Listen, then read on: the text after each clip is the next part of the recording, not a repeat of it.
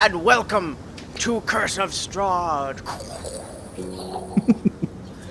We actually finished last session with Strahd literally causing lightning and thunder. He didn't say welcome to Curse of Strahd, though. He said, "She is mine!" Which is sort of the same thing. Yeah. We're going to play some Dungeons & Dragons today. We are continuing our Curse of Strahd campaign. I am Christiana Ellis, the Dungeon Master. Our players today, Nobilis Reed as to be announced. Ooh. We will see in just a little bit. Mark Kilfoyle as Perry Peartree, the Halfling Cleric. Good day. Tim Dodge as Julius, the Human Paladin. Greetings. Lee Burdett as Honor, the Tiefling Ranger. Hello. And there's a reason that Nobilis's character is not, is no longer Jasric, the Human Ranger, because in our last session, you had decided to stay the night at the Wizard of Wine winery, but in the middle of the night, Strahd arrived. He charmed Perry through the window to get an invitation in, and it was a desperate struggle as all of you tried to distract Strahd long enough to allow Irina to escape the house. There was a number of heroic things done, including Jasric's attempt and initial attempt to steal Strahd's horse didn't go so well. Turned out that Father Donovich was not Strahd's hostage, but rather his ally, as he had been turned into a vampire spawn. But, having retrieved the horse that Donovich was riding, Jasric was able to allow Irina to escape into the woods to assist her. And then, not content to flee to safety with her, he turned around to protect her escape and was, alas, slain by the vampire spawn. In the meantime, once he realized that Irina had escaped, Strahd left, and Honor was able to break through and reach Perry to shake him out of the charm that he had been subjected to, the thrall that Strahd put him under. And so, with Strahd gone, everyone had to pick up the pieces, rest for the night, and bury their friend. In the morning, they returned to Kresk, this time with the wine, the promised wine, and were able to gain entry into the village of Kresk, but learned once there that the Abbey might not be the place of safety they were hoping for. It turns out that strange, mad laughter and screaming emanates from it every so often, rolling down the enormous cliff that, the Abbey sits atop, towering above the village. And the last thing that happened was that Irina thought she heard a strange voice coming from this pool that the village said was a blessed pool that was always pure, near the shrine of the White Sun. And she believed that she heard the spirit of Sergei, Tatiana's long-lost love, and Strahd's brother, calling to her from the pond. She was reaching out to accept the spirit's invitation, but was paralyzed by Perry and stopped. And as she broke down into sobbing, Strahd's visage formed from the storm clouds, and a bolt of lightning shattered the blessing on the pool and the shrine, which had been in a relatively run-down gazebo with a statue, but now collapsed. And that's where we left things off. And because we are absent Nutty today, that's not the reason. Casimir approaches Shadow, speaks with her for a moment, and then the two of them just say, we have some personal business to speak of. We will rejoin you soon. And they move away elsewhere in the town, disappearing into the almost forest-like trees that are growing throughout this little town. The Baron, the Burgomaster of Kresk, is still with you, looking rather distraught at the destruction of the shrine, and certainly other villagers have now come out to see the devastation, and some are weeping, some are picking through the wreckage.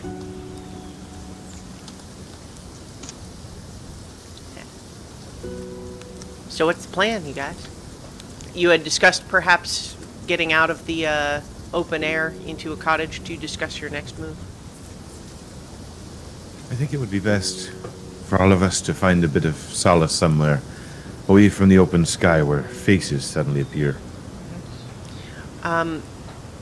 As you're having that discussion, a woman comes up to the Burgomaster and she says, Baron, I know that this is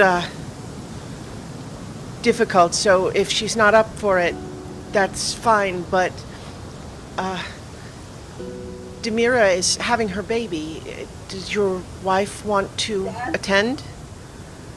Packaging dolls for transit is frankly disturbing. And he says, yes, I believe that she did want to attend, even under the circumstances. She is at our home, and I hope everything goes well with the birth. And the young woman nods and turns a sad look at the wreckage of the gazebo, but then hurries back into the village.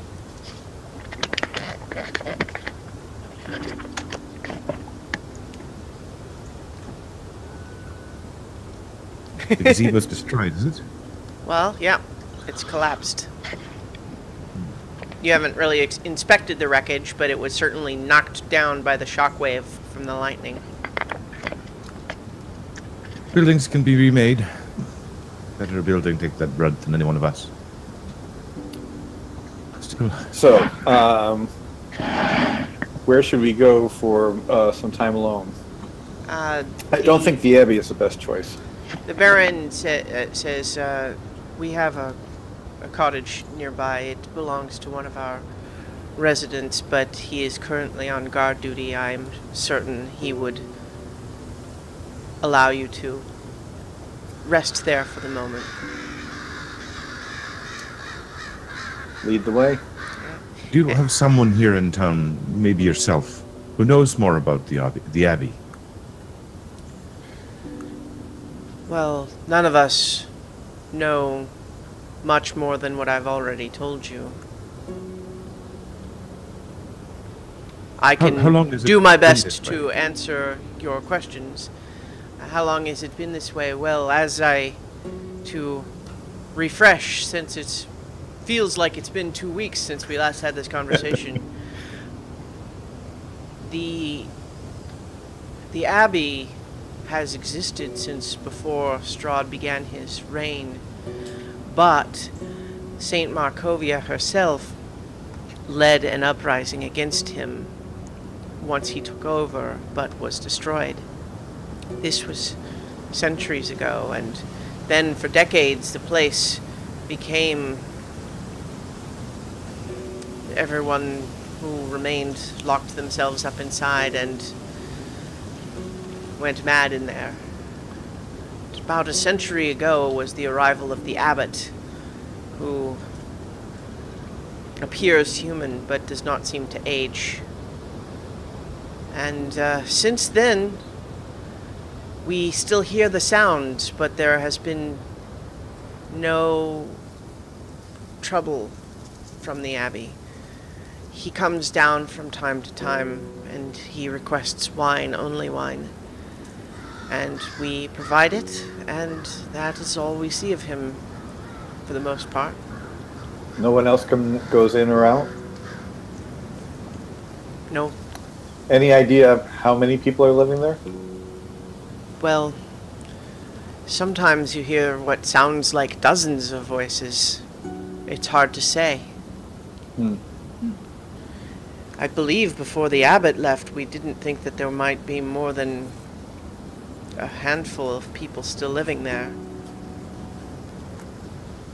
But even once the abbot arrived, it didn't become like it is now right away. For a while it seemed as though the abbot had reopened for its original purpose. People came there in search of blessings, and some received them and left, and some did not leave. And gradually it seemed a stranger and stranger place. People stopped, well, people still, as you have, come having heard that the abbey might be a place where they could receive a blessing, and fewer take the risk. Do you believe this to be Strahd's influence? I believe that it is hard for anything in this land to completely escape the corruption that has taken hold of this land. I fear that something like that has occurred, and yet, partly through our own work to protect our town through its walls and being cautious who we let inside, our town has also enjoyed safety for these 100 years. We rarely leave our walls, but within them we have been safe. Safe.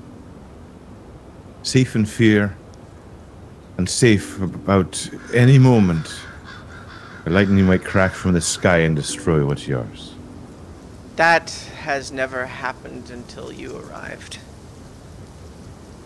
You could take it as a negative omen, but I'll tell you what it really is.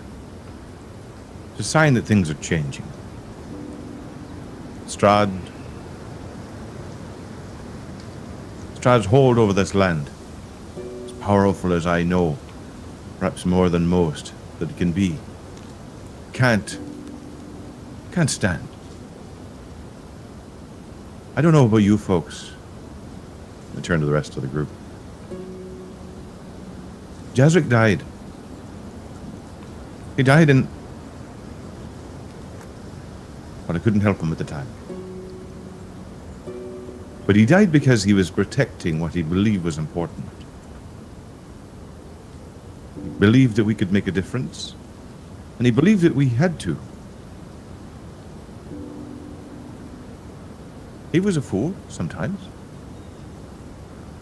Maybe for the right reasons. I've been a fool many times, not usually for the right reasons. But I can't stand by again. Not by another place. Peace and holiness is still in terrible shape. I need to do something about this. I don't know if I have the strength. I don't know if I have the means. But I have to do something. You know I'll help you. If you want to go and cleanse the abbey, then I will be at your side. Appreciate that. I feel it's my destiny to fight evil wherever I find it. Well, you and I have to have a little chat about your destiny sometime, but your heart's in the right place. All right. So, as you all are sharing this moment of shared determination, let us pull the camera back outside the cottage and pan up to see a falcon flying circles overhead, and then flying towards the abbey, sailing over, and then entering through a second floor window of the abbey and perching on your arm, Zia. What you have received report is that the gazebo that the locals called the Shrine of the White Sun has been utterly destroyed by the lightning that followed Strahd's appearance in the sky. And the party of what must be adventurers have split up, two of them going off to the south of the town and the rest going into a local cottage with the Baron. Esmeralda asks you, "So, what happened?"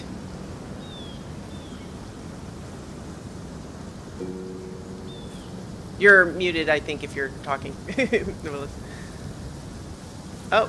Sorry. That's right. The Burgomaster has let some people in.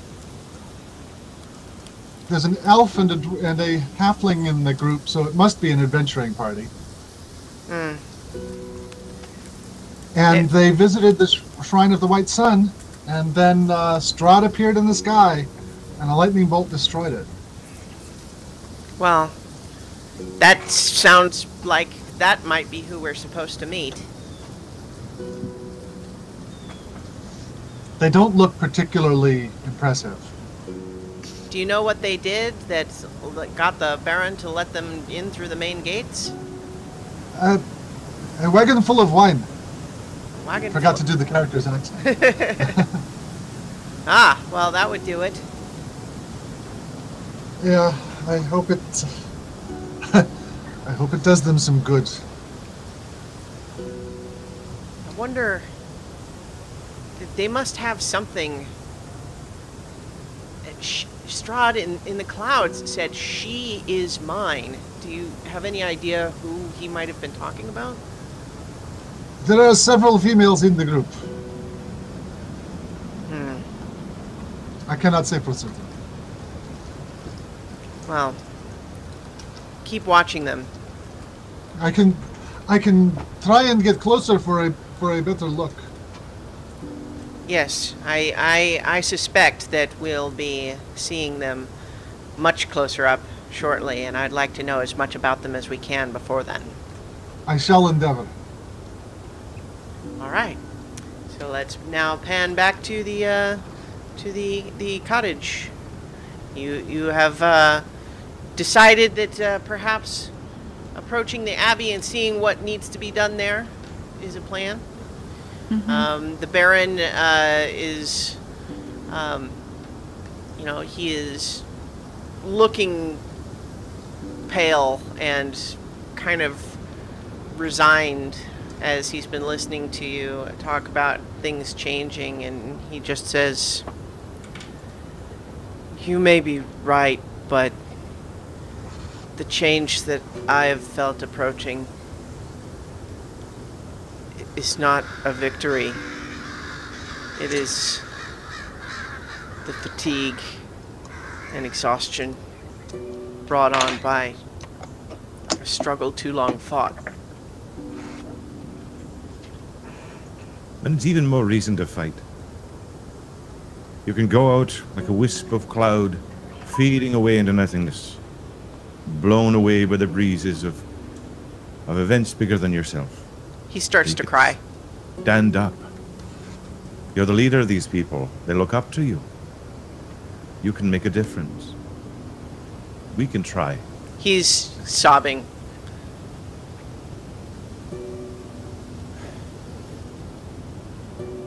And it's not like a sob of hope. It's like he doesn't believe that you're right to have hope. It's been a burden for a long time, I can tell. He starts muttering, "My son, my son." Your son? Yes, my son recently, a fever took him. I have no heir, and I don't believe that my wife and I are capable of another. And now with our spring, if it's not still blessed, I fear that this town will not survive another generation.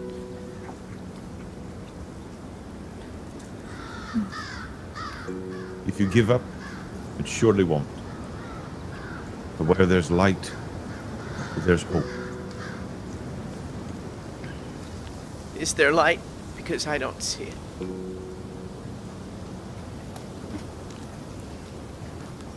There's light. When I hold up my holy symbol, I'll use thaumaturgy to make it glow a little. And then I use light to make it glow a lot.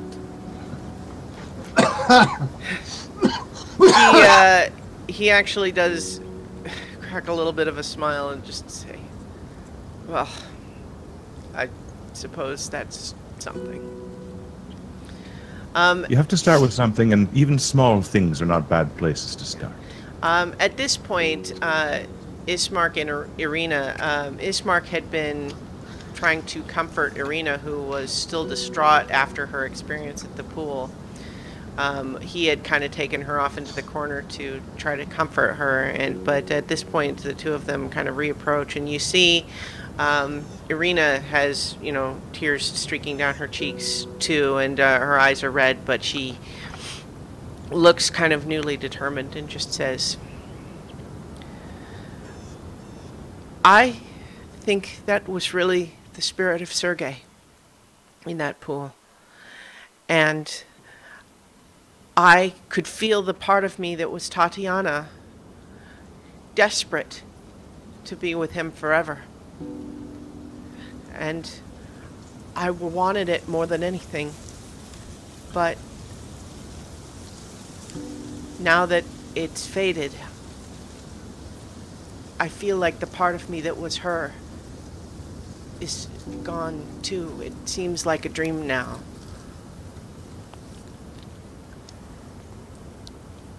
I don't know what any of that means, but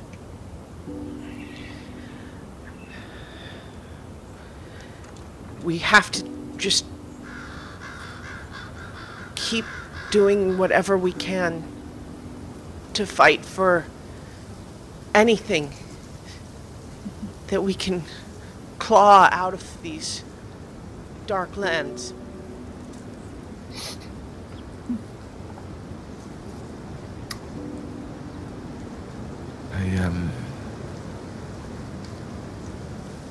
It's sorry.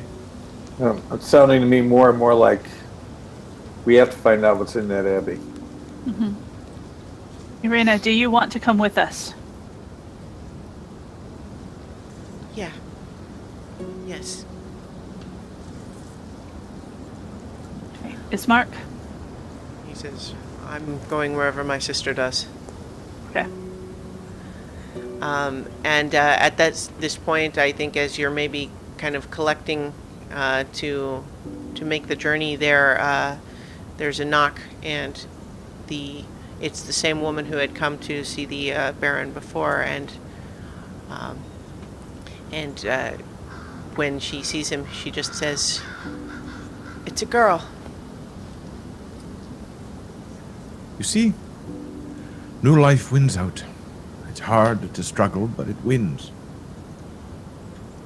She looks like she's kind of exhausted and tired, but she kind of nods and just says, "Yeah." Yeah. So she leaves too. And he says, well, perhaps there's something. And I do wish you luck. Traveling to the Abbey, I don't know what you'll find there, but my experiences with the abbot, he does seem to be a man of peace, though strange. I don't know what he does up there, but I believe that approaching him with respect and openness will serve you better than deception. He's probably just lost his way in a very terrible time. Perry, would you be able to cast Mending on the gazebo and at least restore a little bit of the shrine? I can try, but that's a simple spell and works on a very limited space. It would take me a few hours to work through the gazebo, but perhaps I could at least mend what's there and they can repair it. Well, so you guys go outside and you see that the townsfolk have kind of already started to try to clear up the pile of debris, and a lot of it is probably just, if they're going to rebuild it, it's just a matter of construction, which will take time and energy. But you see a couple of people weeping because the wooden statue seems to have lost its head. meaning it was broken off. What was the statue? It That's was. the Bergamot. It appeared to be. Oh, you're asking him. He says it was a. Yeah. It was a depiction of the Morning Lord. Oh. Well, well, that's a bit more distressing than I had hoped. Is the head around? It's there. It was just broken off during the collapse. Ah. Well, I might be able to attach the head back together again. Far be it from me to touch the brow of the Morning Lord himself, but maybe he'll make an exception if I give it a close try.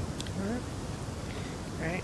So you see this wooden statue. It was old and worn, not kept up especially well, but you do feel that there was some divine power in it, and the head was, splintered off, but with the use of your mending cantrip, you are able to reattach it, and it looks at least as good as it did before. He will take a moment to kind of just sort of run his hands over the features. You don't see a lot of representations, and this would be an old one. So just a moment of reverence, and then a moment of irreverence. All right, put the wood back up.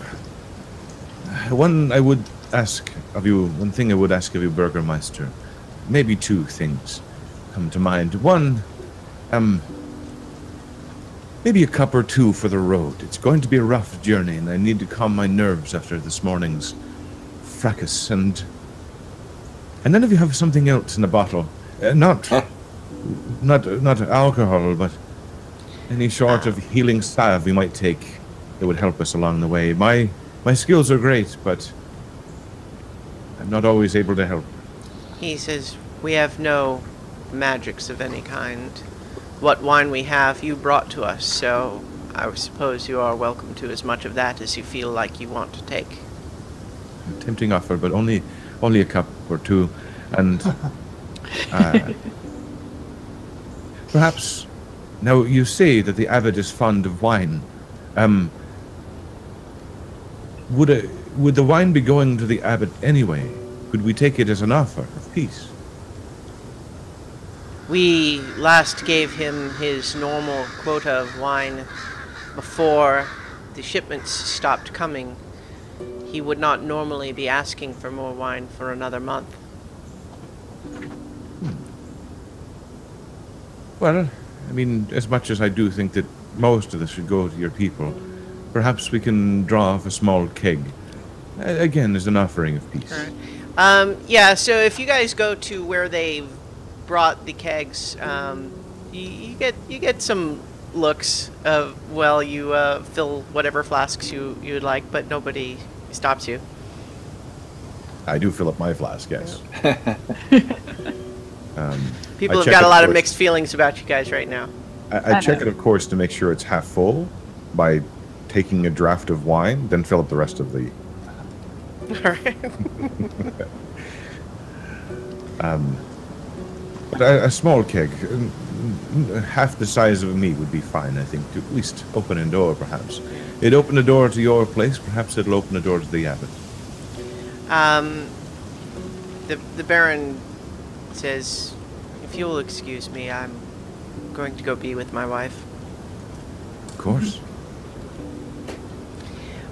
He leaves your company. At this point, Casimir and Shadow approach you again and just say, we have something we feel we must investigate. It is in service of our larger mission, but it may not amount to anything. I feel we have to check it out, though. So if you mean to visit the Abbey, I would suggest you go along without us, and we will either meet you back here when you are finished or journey up to meet you there. High priority secret elf business, I know.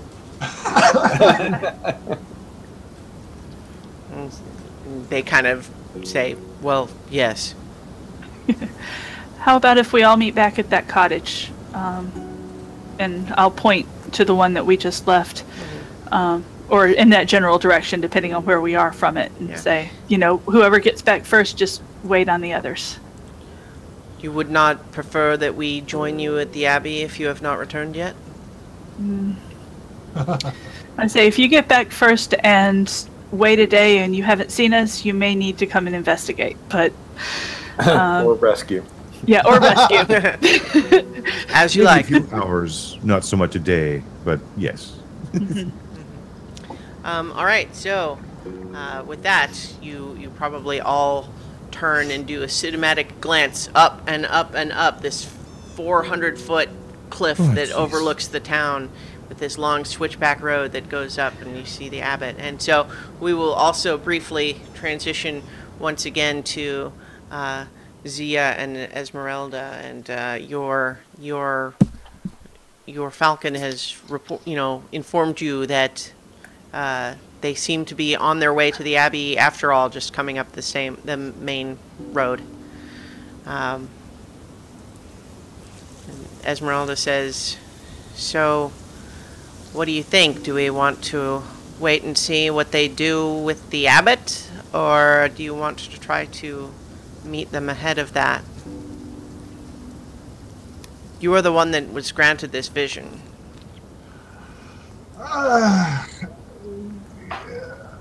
Visions. You're a diviner. Yes, and as a diviner, I know how the value of a vision. I am thinking more wait and see. I can see. I do not see the contents of their hearts.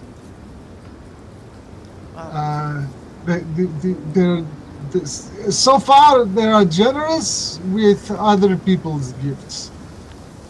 You did see them apparently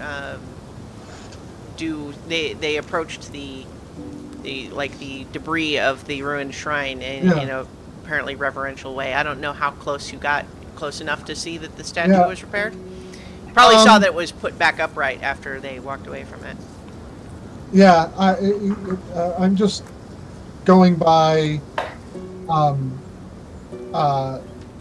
Well. Yes. A mending spell costs a wizard nothing. I am so far not impressed, but we shall see. Very well. All right, so let's now bring you guys to a new map.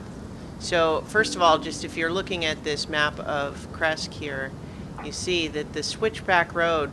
Note that these little elevation markers are substantial, that you are going to be climbing a total of 400 feet elevation change getting up to this abbey, and this road, begins here and does a long switchback, climbing up to the abbey.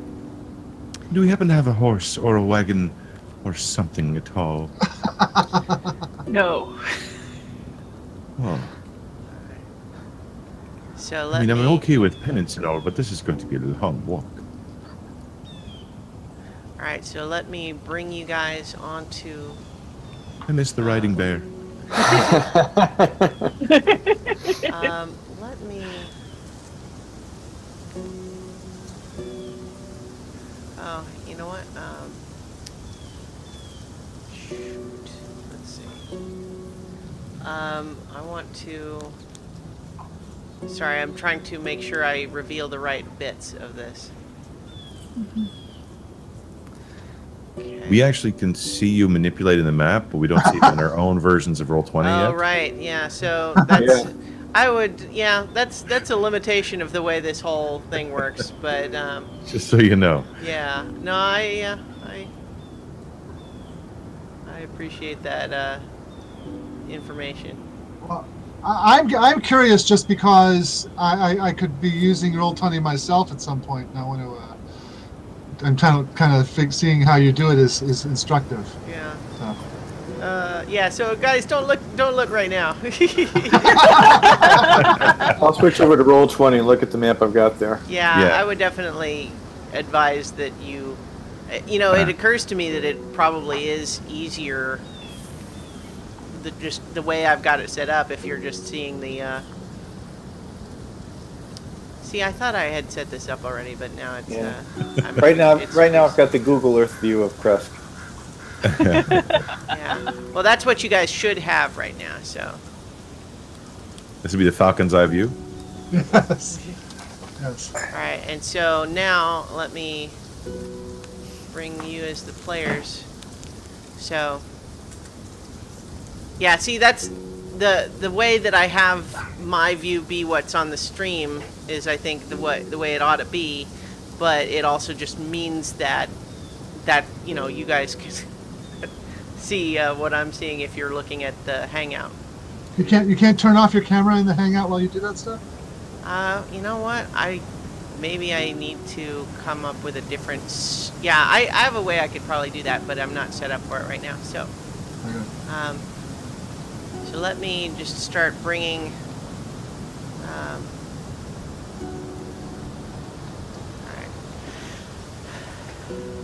right.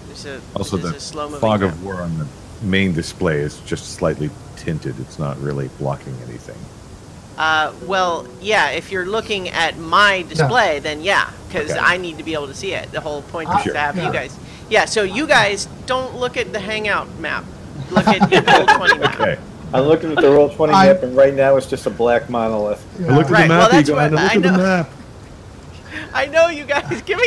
Cut me some slack here. I'm setting it up. Yeah, I've put my character sheet over it. Yeah. There Well, you that's go. Yeah. Yes, I actually need to reacquaint myself with my spells anyway. Yeah. Oh, and Julius, I'm having you carry the small butt of beer. All right then, I've got the important duty. Yes, I'm watching you carefully. I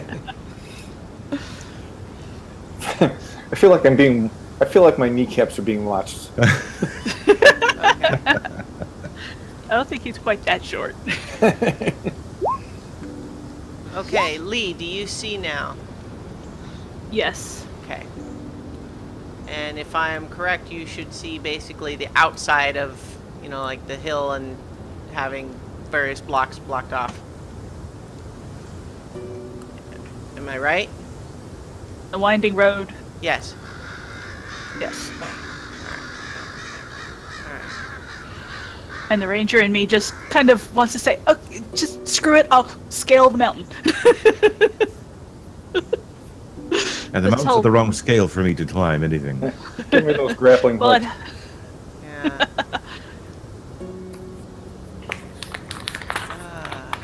Okay. All right, Perry, do you see now? Yes, I do. Great. Oh, I look so tiny. That's a big map. That's a lot of road. And so, Zia, you will still not see because you are technically not on this map right now. You're on the second floor, which is a different map. Okay, Tim, do you see now? Yep. Great. Just trying to enlarge it. Yeah, here we go. Okay. Enhance. Enhance. So at this point, I'm just supposed to be seeing like a backwards L shape. Well, yeah, you're supposed to see the hill leading up to the place. Okay. All right. Yeah, I Okay. think that's got a guy here. All right, let me get, Ismark and Arena in there with you. Okay. Let me actually move you all kind of together, so I'm going to be able to move you up the hill together. Okay.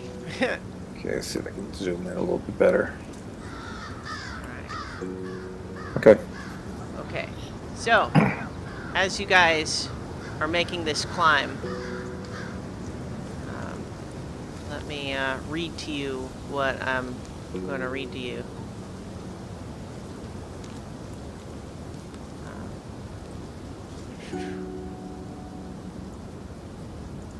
Okay. The road from the village climbs above the mist to the wide ledge on which the abbey is perched. A light dusting of snow covers the trees and the rocky earth.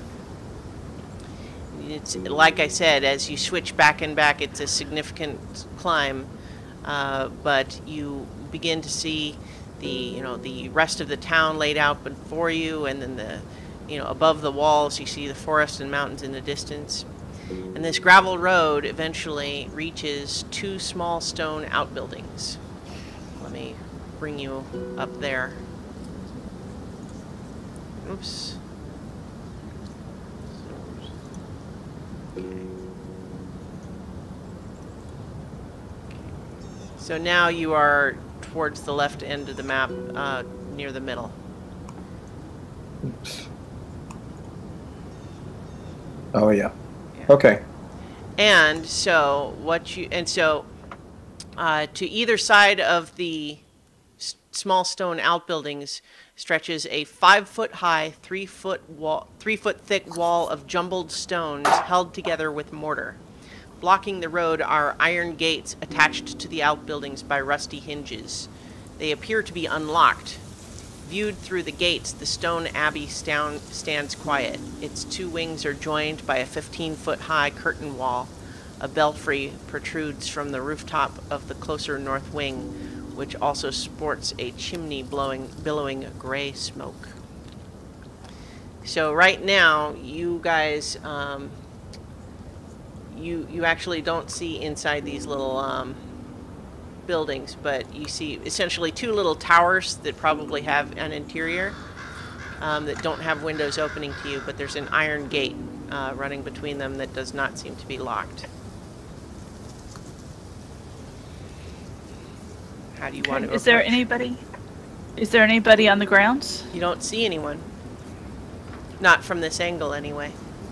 I mean, the wall's not too high, but you would kind of need to walk right up to it in order to look over it. You don't see anyone through the gate. I believe that I had cast aid earlier in the previous session, so those of you with it, I hope you remember. Yeah, I think it was Irina and maybe Honor, and then... Yeah. Okay. Alright. So, how are you approaching? Like I said, this wall is only 5 feet tall, but you've also just got the gates, and what's the plan? Well, the gate's unlocked. We're not sneaking in, so we might as well walk right straight through. If they're not... See what you can kind of see through the gate here. No welcome so far. Do the gates look as though they've been assaulted at all by creatures with nasty fangs and claws? No. Just old gates. No scratches. I mean, it's within the walls of Kresk itself, so I suppose that's better than nothing. Or shall we? Yep. Let's go ahead. Better than nothing. Or shall we? Yep. So Let's as you open the Better than gate. nothing. Or shall we? Yep. So Let's go as ahead. you Now I've got open the Better than gate. nothing. There we go. Had to remute that parallel stream here. Okay. As you open the gate, it squeals loudly. They're not locked, but it's when you open it. That's a sorry state of things. And shortly after, you hear activity from some of these outbuildings, and pretty soon, coming out from them to greet you are 2 creatures that I'm going to give you a handouts for here, because I will describe them as well, but they're not simple to describe. So let me go ahead and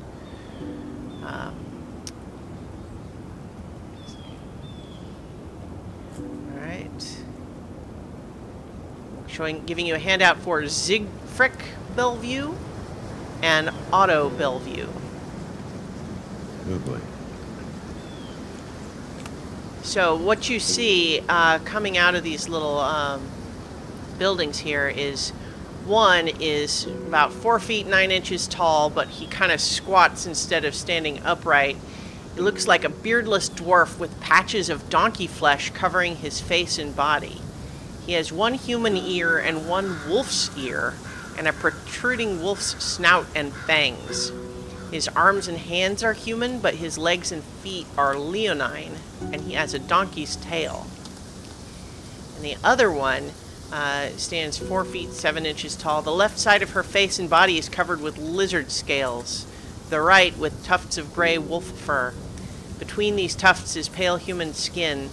One of her eyes is that of a feline, and her fingers and hands resemble cat's paws with opposable thumbs. And so the one that has the donkey and wolf face sees it, just says, "Oh, look, visitors! Who are you? What do you want?" And then the other one says, "Yeah, what do you want?" Okay. Hello. Hello. Hello.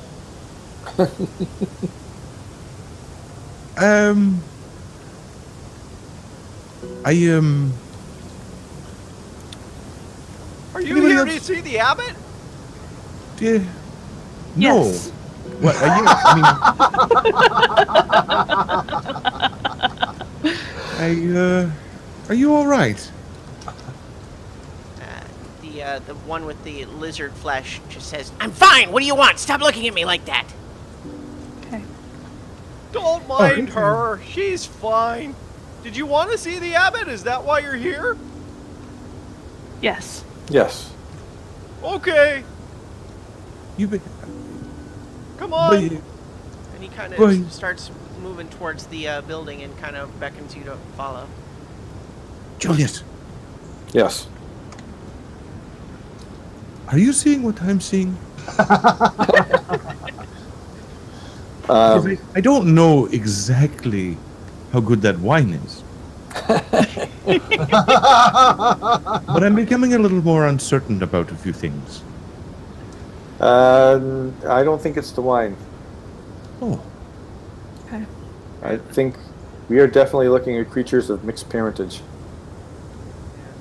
So I'm Just putting it revealing a politely. bit more of the outside of the building here, and I'm going to have more to read to you in just a second here. So, as you enter through into the main courtyard here, on your right you see a graveyard. Stunted pine trees grow out of the rocky earth in the graveyard near the foundation of the Abbey's north wing. The windows of the structure are cracked panes of leaded glass. Ancient gravestones burst from a thin crust of snow in the yard. Beyond the low wall that surrounds the graveyard, the ground falls away. The village lies 400 feet below, and the view is breathtaking. it's not the only thing.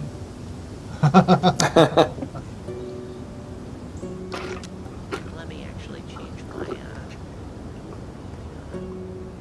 ambiance. Alright, sorry, it's a dramatic change because I don't have it needs a feature to fade it in and out. I could do that manually, I suppose. But yeah, so as you follow these two, the one of them is saying, "So I'm Otto, and this is Zigfrak. We work for the abbot. What do you do? What are your names?" I've completely forgotten.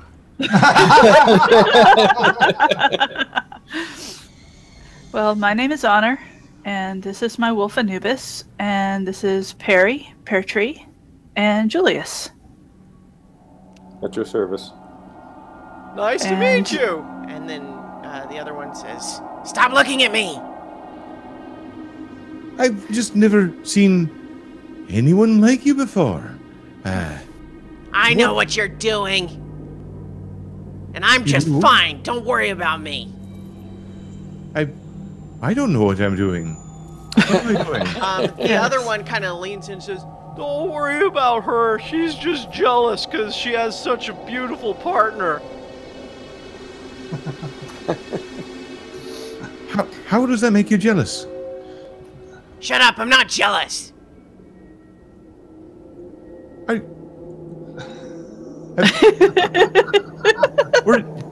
Poor Perry. Poor Perry. I caught him when he was sober. Have a drink, Perry. I think I'll have a little taste of some delicious and hopefully numbing wine. Yeah, so, let me... got a little bit more to read to you. Is that just revealing various bits of the map here?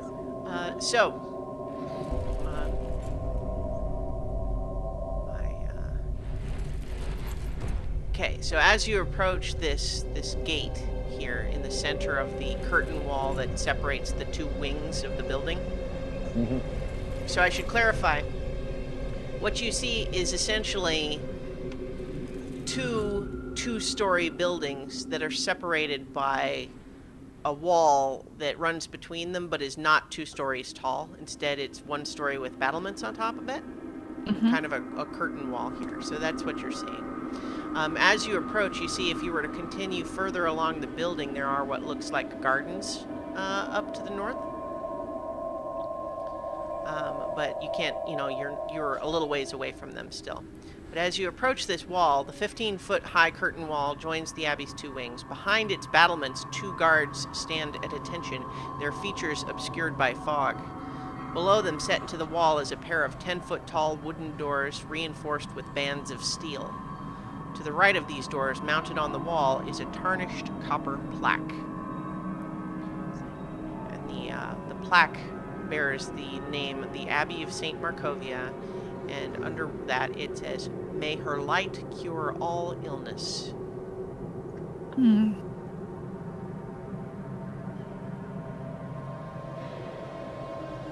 So, without even nodding at the guards or paying them any attention at all, Otto goes and starts pushing open the doors. They're stiff but not locked, so he kind of has to get his back into it and shove, but he's just pushing the doors open.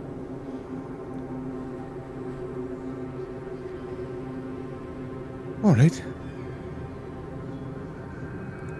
I've so many questions, but I think I'd like to go inside now. Alright. So, let me reveal a bit more then.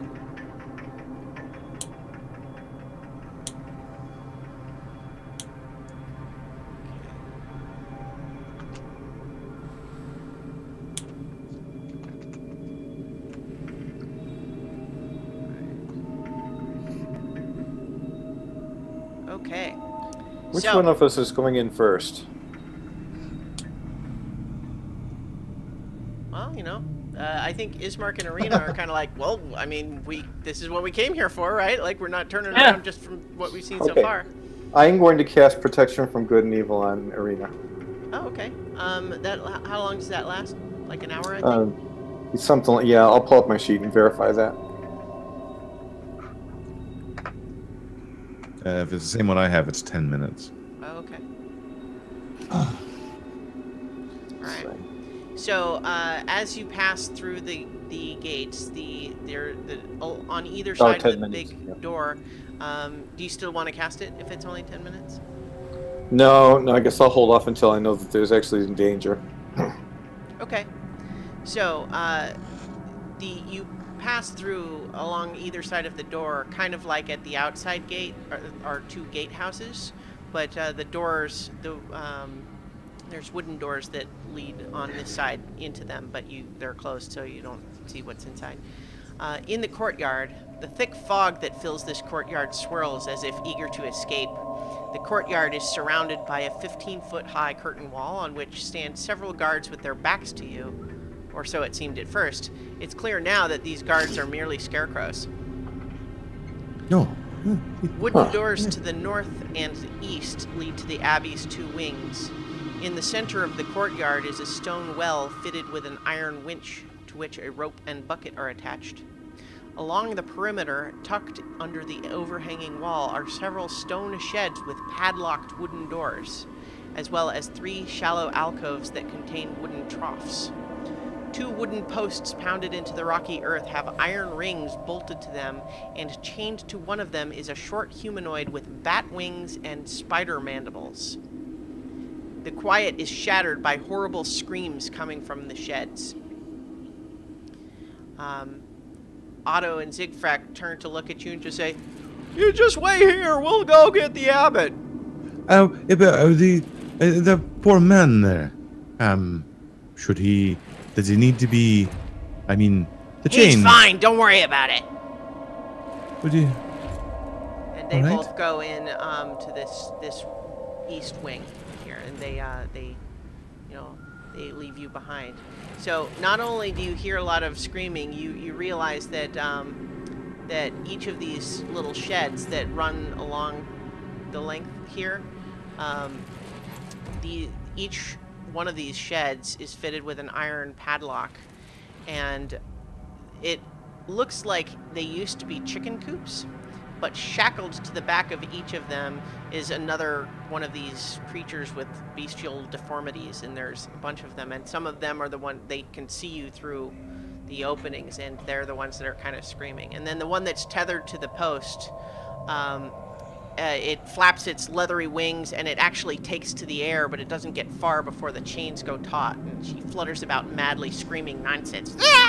Get away!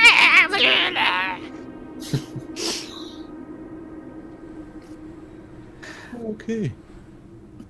I wonder if speak to animals would work on these, considering how human they are. Well, did we hear a word or two in there? Like actual words? I thought I Maybe heard one or two. Something approaching it. And speaking of which, I'll be slightly approaching it. Not that close. Okay. But, hello? Are you in pain? As you start to approach, she actually kind of, like huddles behind the post a little bit, like watching you approach. How close do you get?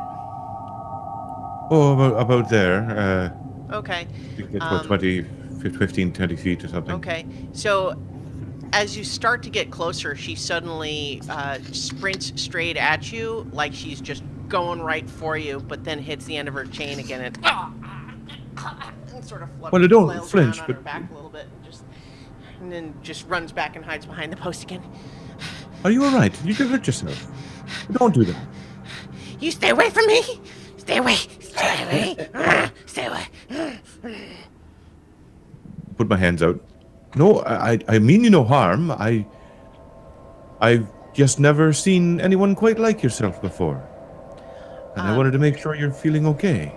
Just a note, Honor, you happen to kind of, just glancing around, you notice that there is a falcon watching you from the roof of the east wing. Okay. No, I'm sorry, of the north wing. Yeah, of the north wing. The roof of the north wing. Yeah, it's just kind of huddled on the roof, just watching you. Okay.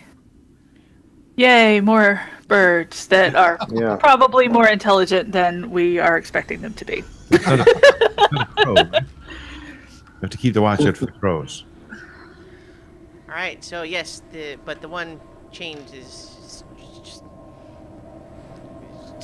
seems terrified and angry and saying, stay away from me." Can you tell me your name? Probably. Do you have a name? I'm Mishka. Mishka. Well, it's nice to meet you, Mishka.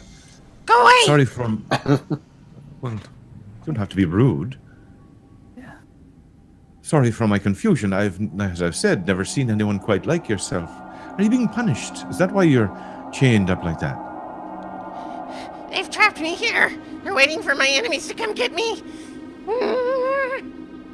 Who's trapped you, and what are your enemies? Oh, they're everywhere. They want to get me. They're coming to get me. Everyone's watching me. That leaves a little bit too vague for me, but I'm sure you'll be just fine. Yeah. Are you from here? Are you from the Abbey? What are you talking about? Where else would I be from? I have no idea where you might be from. I'm not from the Abbey. You kind of cut off there. More. Sorry, looks like my machine is slowing down. I have no idea where you might be from. I'm not from the Abbey, so you could not be too. You're one of them? One of what? Handsome? Charming? A cook? Go away! Leave me alone! Leave me alone! That's what you truly wish, but I only wish to be friendly. That's what they all say. Have you been She harmed? has a spider mandible, so they're kind of twitching. Yeah. She doesn't look like she's in good shape. I mean, but at the same time, given the way she's been jerking around, for all you know, she did all that to herself. Yeah. Yeah. Were you born this way? What way?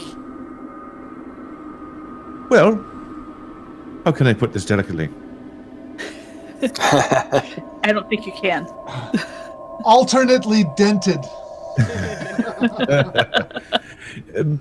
But the mandibles and everything, I've never seen a being like yourself. I don't know if that's the way you've come or the way you've been made. It's me.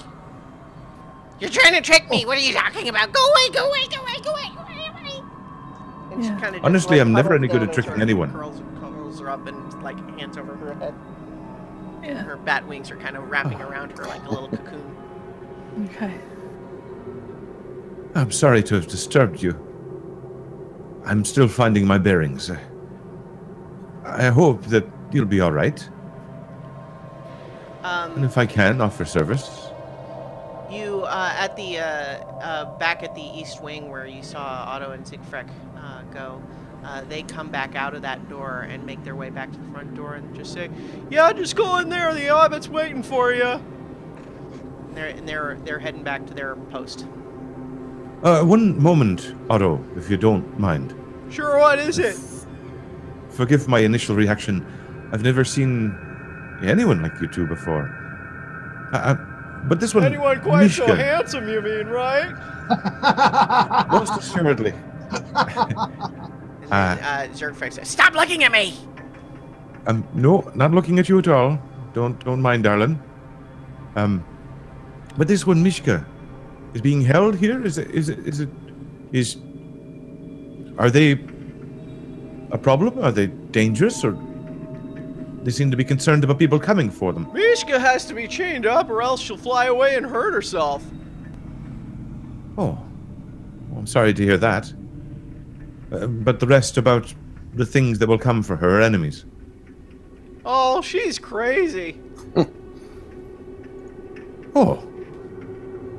Well, that makes a few things more clearly. I think we're all going a bit crazy right now. Yeah, we can't all be as sane as yours truly. No, I suppose not, Otto. You're a remarkable being. See, that's what I keep telling everybody. I'm happy to have met you, if I don't understand you, but I am happy to have met you. How old are you, Otto? Oh, I don't know. I don't really count. Most people don't count, so that's fine. Can't count, really, most of them, but... Anyway, the abbot's waiting for you. We gotta get back to work. Of course, I wouldn't want to keep you. And, And as they're guess- heading back out through the gate, you hear Zergfreg, hissing, is like, "They're just patronizing you. You're so stupid." Yeah, well, maybe they're patronizing you.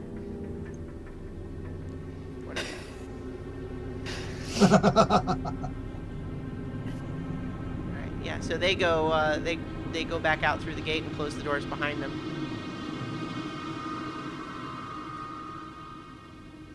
I don't know if I'm prepared for everything anymore, but I think I'm a little more prepared for at least something. Shall we? I'm very curious to meet this habit now. Sure, why not? All right.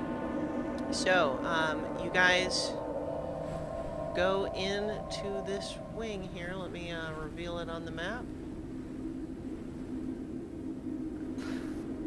And read to you what you see.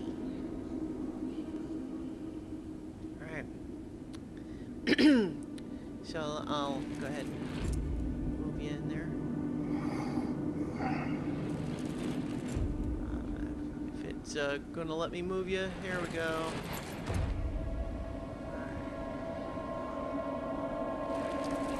Okay, so as you enter this east wing of the building, gentle sounding music trickles down from above, played on a single stringed instrument by some unseen master.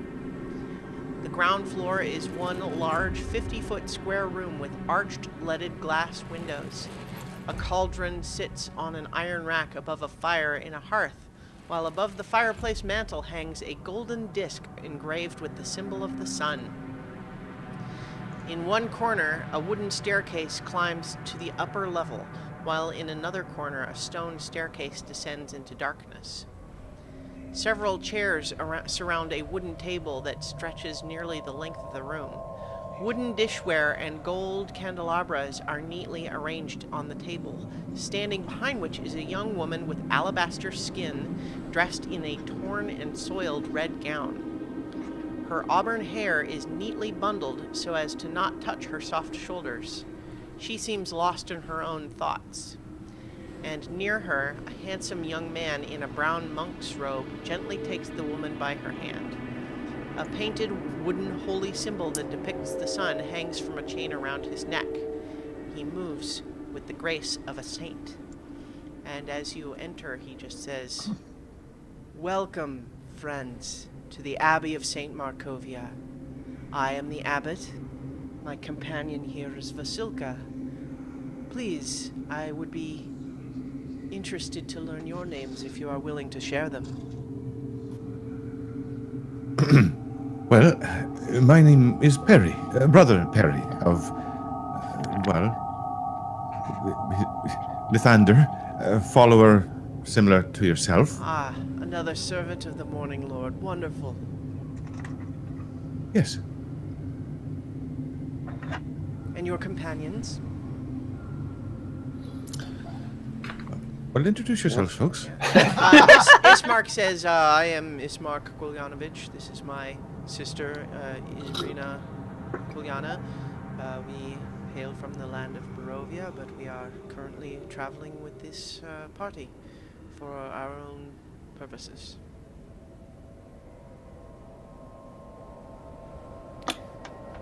My name is Honor, and this is my wolf Anubis. It's a pleasure to meet you. I'm Julius, a paladin, and I too am traveling with this group. Well, I welcome you all to the Abbey. We don't get so many visitors anymore, and to receive a second party of visitors in such a short succession is a truly joyous occasion. I hope that you will sit with me, dine with me, and we can discuss whatever it is you have come here to discuss. Oh, well, we brought a little something to hopefully wet your whistle. Julius, if you don't mind with the small butt keg.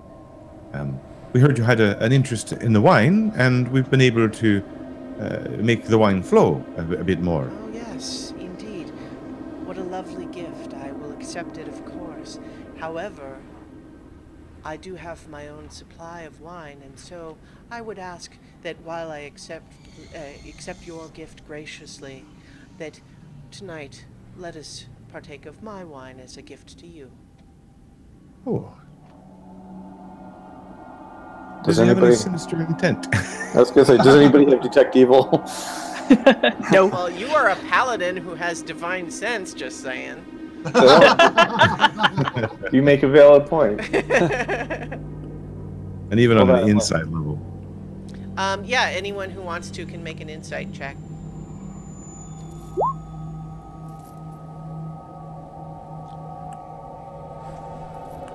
And are you using your divine sense then?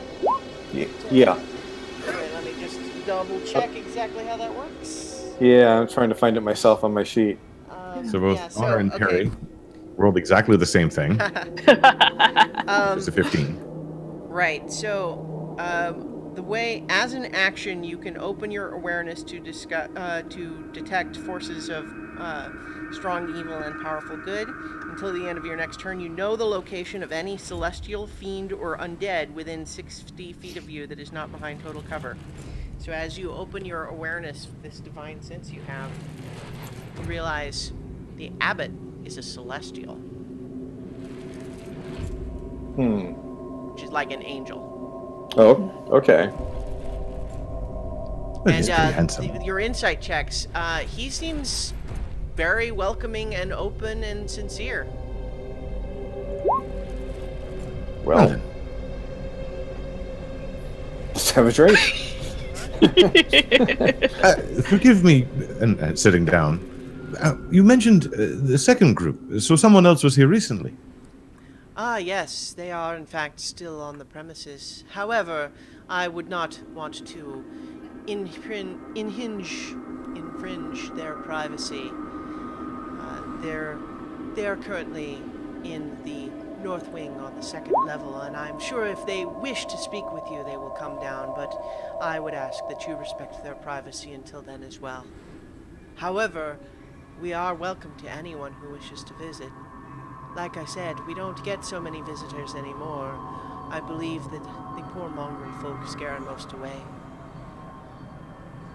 Well, we were under the impression that no one had seen anyone from the Abbey in quite some time, and there were some definitely disturbing stories of things that had been heard. Indeed, the Abbey fell into chaos and madness for quite a while after St. Markovia was killed. It was a terrible state of affairs. That is why the Morning Lord called upon me to come here and reopen the Abbey and resume its business. The Morning Lord moves in mysterious ways. Indeed, he does. Well, so about your greeters and the poor soul chained up in the yard. I've got so many questions in so many ways, but I must ask, what are they? Well, they did not exist before, so there is no generally accepted name for them. I have come to call them mongrel folk, not in any terms of pejorative, you understand, but only as a descriptive nature, describing their features coming from multiple sources. Otto and Siegfried, who you met, are some of our most functional patients, and we are able to give them useful work. I'm afraid many of our guests, however, are sadly too mad to be allowed to roam free. Patients? Yes. So it's an illness then? Of a sort. All of the mongrel folk that currently reside here are descendants of the Bellevue family, who were once victims of leprosy that came to the Abbey for help shortly after my arrival. It became clear, though, after I cured their leprosy, that they suffered from other maladies that were not so easily restored. And many of them desired different changes to their bodies. For the longest time, I was unsure of how to help them, but they seemed so desperately sad. And eventually, I did discover the magics that would allow me to give them the forms they have now. It is what they wanted, and yet it did not ultimately cure their madness, as I am regretful to say. So now I see it as my responsibility to care for them as best I can and prevent them from harming themselves or others. And these are their descendants, though, not the ones you dealt with initially? No, the original Bellevues came here 87 years ago. There have been several generations since. These poor children. What sort of tendencies do they have that they may harm themselves or others? What sort of behaviors? Their madnesses are as unique as their forms. It is different for each individual. Some simply become incoherent, violent. These must be restrained the most severely for the protection of any around them. Others are simply eccentric. As I have mentioned, the most functional, Otto, Siegfried, Cloven, are allowed useful work, and they serve me here in the Abbey. Others live in our North Wing, and are not so much... They are not imprisoned so much as they know that they are safest here, and so they do not leave. But alas, there are some that are too far gone to understand the danger, and therefore must be restrained. So the North Wing, where the new folks came, they came seeking treatment as well? No, they actually are...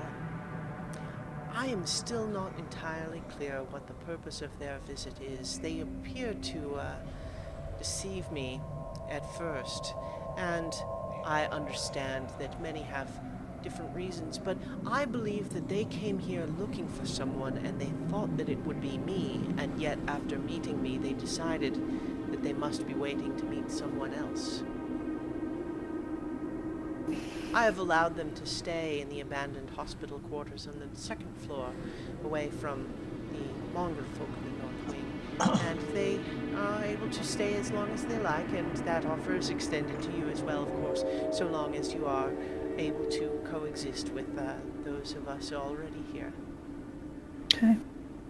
But I'm gonna oh, go ahead. I was just gonna say Honor's gonna look back at Ismark and Arena, since this situation isn't quite what we thought it was based on what the villagers had told us. I'm gonna just kind of look back at them and say, hey, is this something?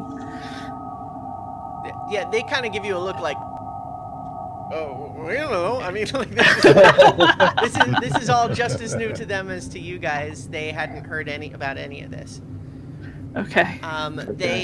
They seem like they're actually a little bit more relaxed though, because I think you were all maybe primed for there to be violence right away, and it's at least not seeming like that's going to happen. So. Yeah, we've got a celestial with good intent, and he's got wine. And he says, so please consider me an open book. I will answer any of your questions, but I am also interested in what brings you to me here today. Well, I suppose in part it's sanctuary, in part it's making sure that another of the temples to the Morning Lord hasn't fallen into untoward hands. I've seen a few which have been ravaged by the strange nature of everything around Strahd's castle. Indeed, these lands are perilous for those who are faithful, but it is that faith which allows us to stay strong and safe even under the onslaught of such evil. I understand your concern, and I hope that I am able to reassure you that the Morning Lord's work is indeed still being done here. Did you hear or see what happened by the lake? Yes, Strahd appears to have expressed some concern about events there. I hoped you would tell me what happened. It's complicated. But was you the only shrine disrupted? There was a powerful blessing on the pool. I do hope it has not been destroyed. I'm afraid the gazebo is rubble. And the blessing has been destroyed on the pool. Put the statue back up. That's all I could manage. Sometimes we do what we can, and that's all that we can do. We must rely on the Morning Lord to do the rest. Well, I mean, maybe a bit more active than that. I mean, you've been here at this abbey, from what I hear, century or so? Yes. If I must say, I don't know what you have in your wine, but clearly it keeps your skin looking great. He smiles and says, "Yes, I am a servant of the Morning Lord, and he has seen fit to grant me my youth, so that I might continue to do my work here." Oh, well. Let's hope I can avoid the gray hairs after all. Lesser mortals would have just used, Jurgen's hand lotion or something. Jurgen's wine. It's clearly superior. But forgive my curiosity in jumping right to the point. Who is this lovely young lady by your side? And his face kind of lights up, like he's excited here. Like literally lights up, because we can do that. But just he just kind of he brightens. Incidentally, only Julius would actually know of the celestial nature, because he hasn't shared that information. Right. But the abbot kind of brightens figuratively and turns to the woman next to him and says, "This is Vasilka. She is my greatest work, and I hope the means by which we will end the curse over these lands. Say hello, Vasilka." And this woman, who had been kind of just staring into space, kind of looks up at you a little wearily and just says,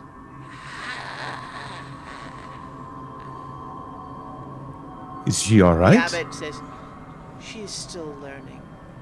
I'm endeavoring to teach her etiquette, manners, poise, and of course speech, and she is making a lot of progress, but not quite ready yet. She is still learning. She is, after all, only a few weeks old." A few weeks? Yes. They grow up so fast these days. Well, she will not grow as humans do, you see. She is a creation. Creation? As you guys look a little closer, you realize that she's wearing a fair amount of makeup, but a lot of it is covering what you see as various stitched together pieces of her flesh. Great, we're killing a keg with Dr. Frankenstein. So, Abbott, sorry, I didn't catch your name. Was it Moreau, Frankenstein? I'm a little lost. Just call me the Abbot. That Yes, is of the course. name that I have accepted as part of my calling. Well, it's a hazard of the job, I suppose. What? I can see that you're confused. I am happy to answer and explain anything you may wish to know.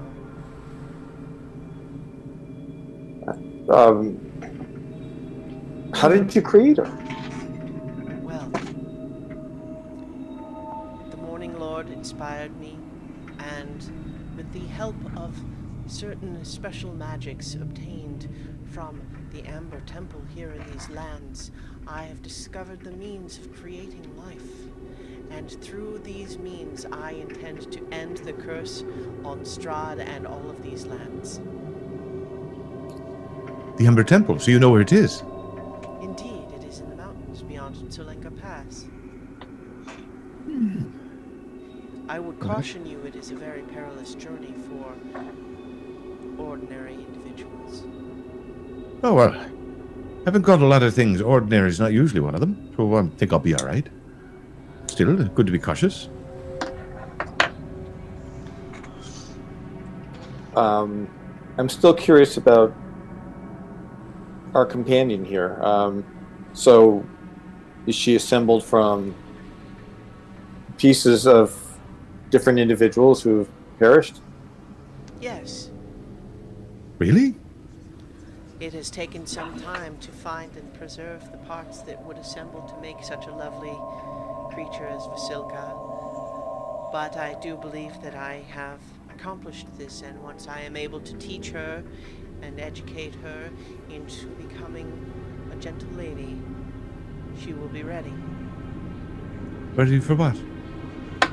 To marry Strahd, of course, and end the curse. What? That is very interesting. Arena just kind of out of nowhere blurts, Yeah, that's a good plan. You should do that.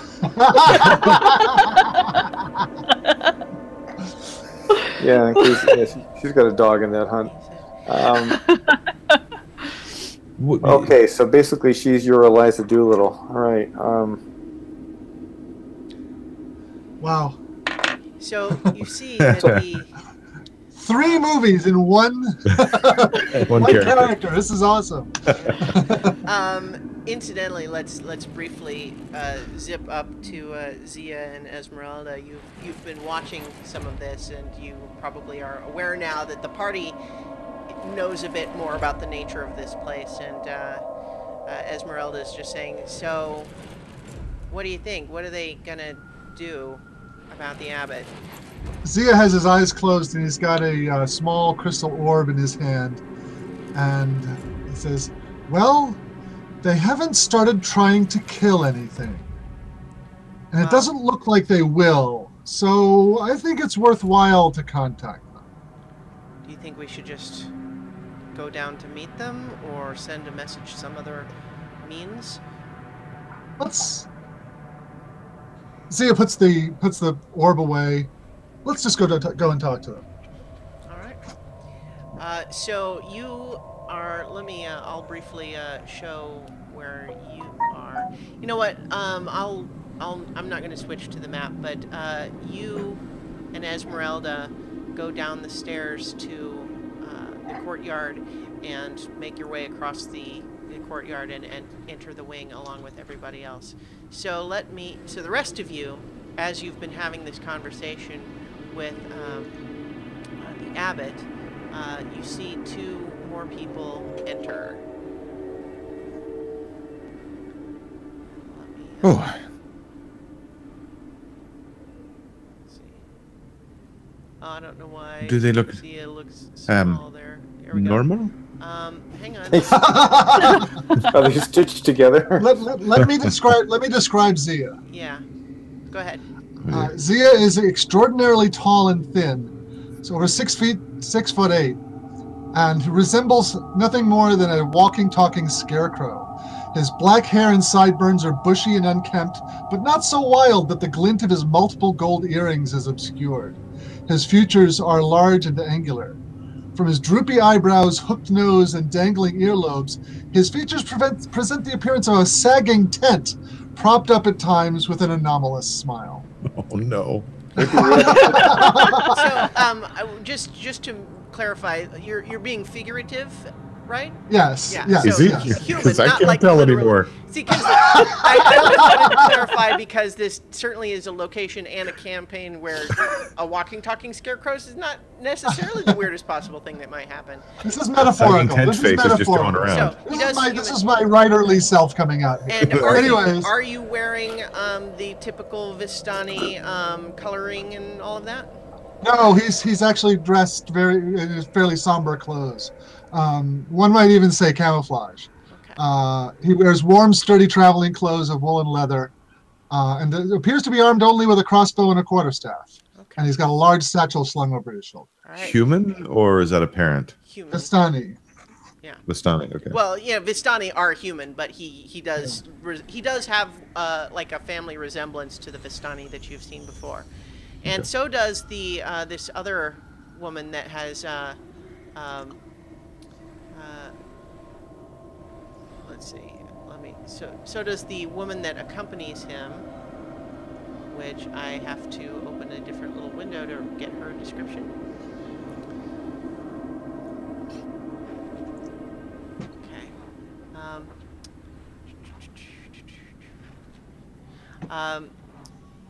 Esmeralda is Vistani also, and dressed a bit more typically, but the impression you get from Esmeralda more than anything is just confidence. She just walks in and owns the room, so to speak, like, or at the very least, as far as she's concerned, she owns it. She just enters. She's got long, curly black hair, dressed colorfully, armed, walks with a little bit of a limp, but it doesn't seem to slow her down, and she accompanies the rest of you and enters through the opening. And the abbot sees them enter and just says, "Ah, good. I had hoped that all of our guests would meet one another. Welcome, Esmeralda, Zia." There's a look as Perry turns around, not quite sure what he's going to see come through the door. And there's sort of a visible relaxation in the shoulders. Oh. Hello. More seats at the table. Esmeralda just walks in, does not offer to like shake your hand, but it doesn't seem like it's not like a hostile thing. It's more just a we're all ready to talking business. Formal idea. Yeah, she's just kind of comes in and just says, "So, you have come to see the abbot as well? Is that the case?" Yes. That's more or less the direct goal, I suppose. Yes. What is your larger purpose? Make the ultimate wine, sit back, relax. After all, the world is peaceful and safe, I suppose. She furrows her Probably not brows something- at you. She furrows her brow at you. She does not seem to approve of this frivolity. Oh, we're going to get away long, just like house on fire, like literal house on fire.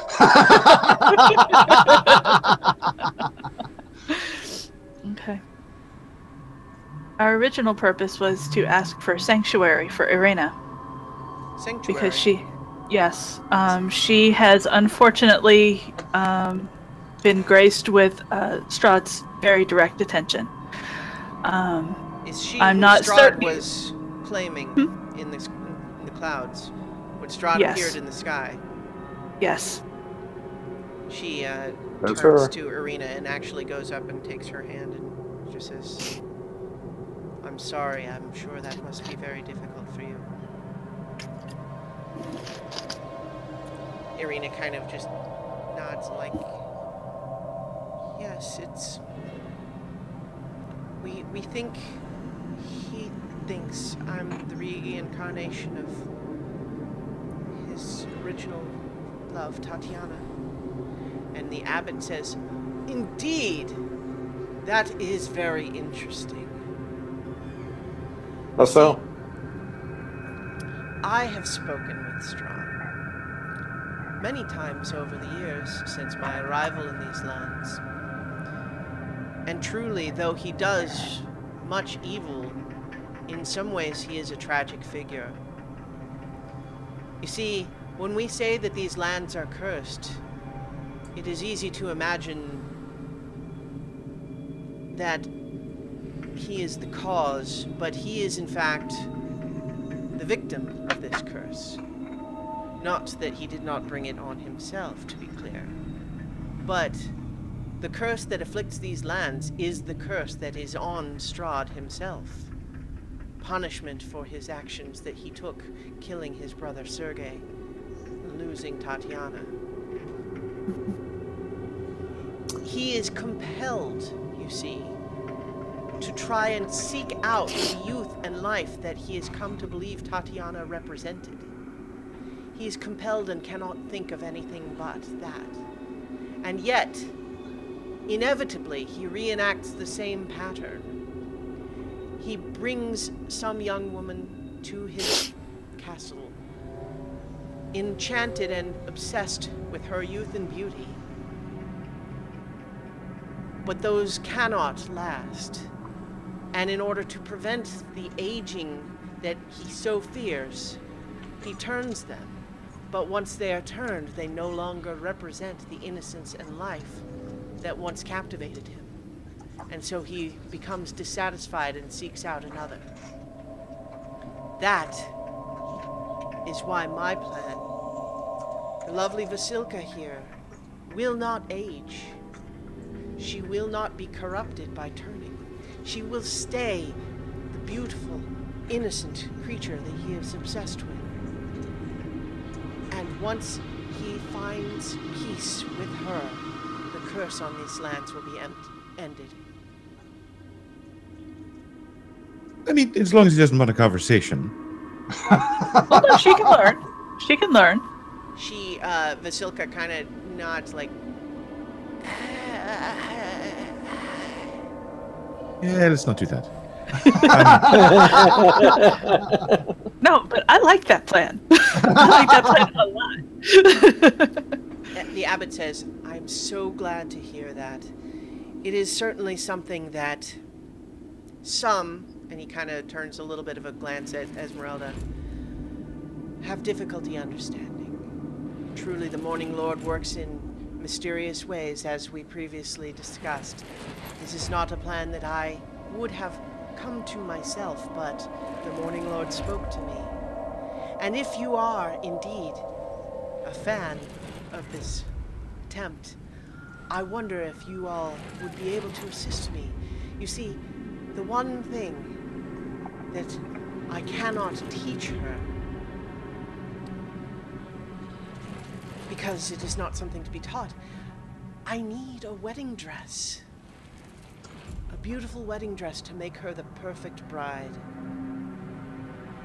I would be forever grateful to you if you were to be able to find a wedding dress for Vasilka. Bring it to me here, and I would be willing. You see, I have the power to raise the dead. Not, as you see with Vasilka here, but truly restored to life. And I would grant this power to you in these difficult lands.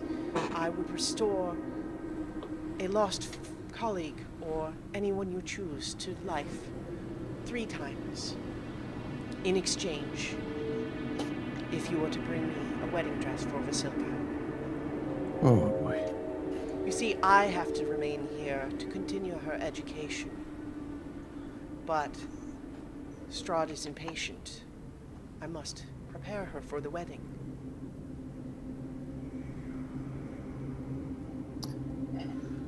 I had thought to ask the Baron down in Kresk. I know his son was recently killed. I had planned to restore him to life in exchange, but I would imagine that the rest of you are probably more capable of obtaining this wedding dress. There is no one in Kresk able to make one, you see.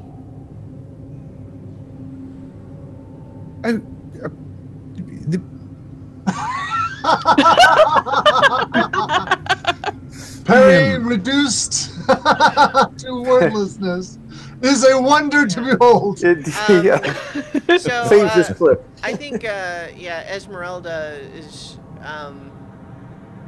she kind of turns to you, Zia, and just says, so, these folks seem on board with this plan? That's not what I was, expecting, but do you think they are the ally that we had hoped to find?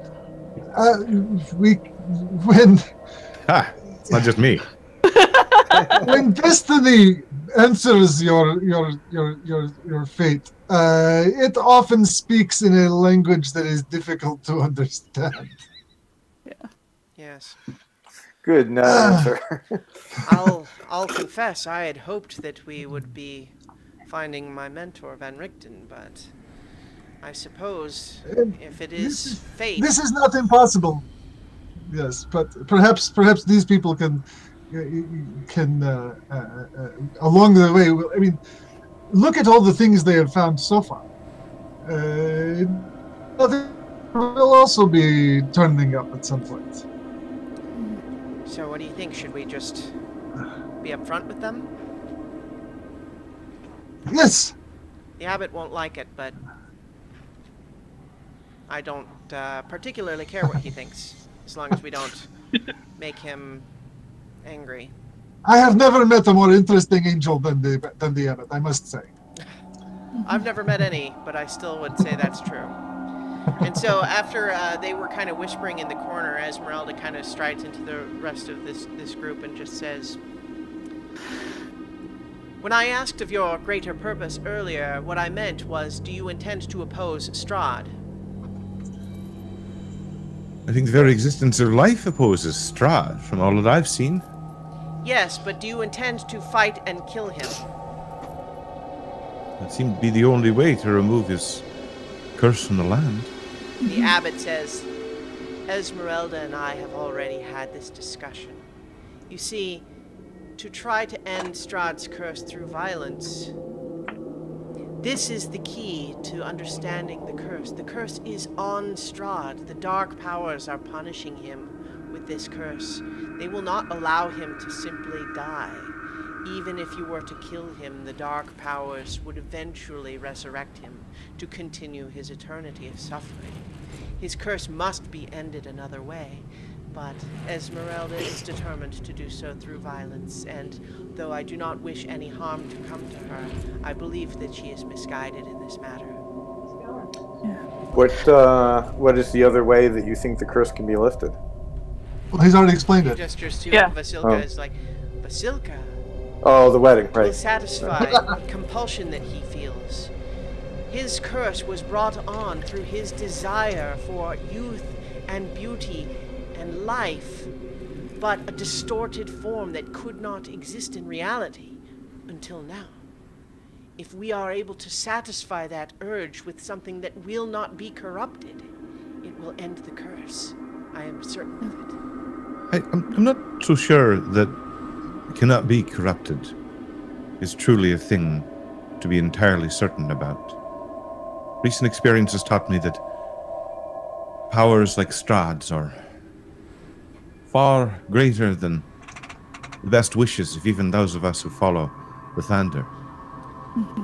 He kind of has just a little smile and just says, I understand your fears. And it is true that many who follow the Morning Lord will experience these moments of doubt, and some may falter in their faith. But I would urge you to pray and make your faith strong in the Morning Lord.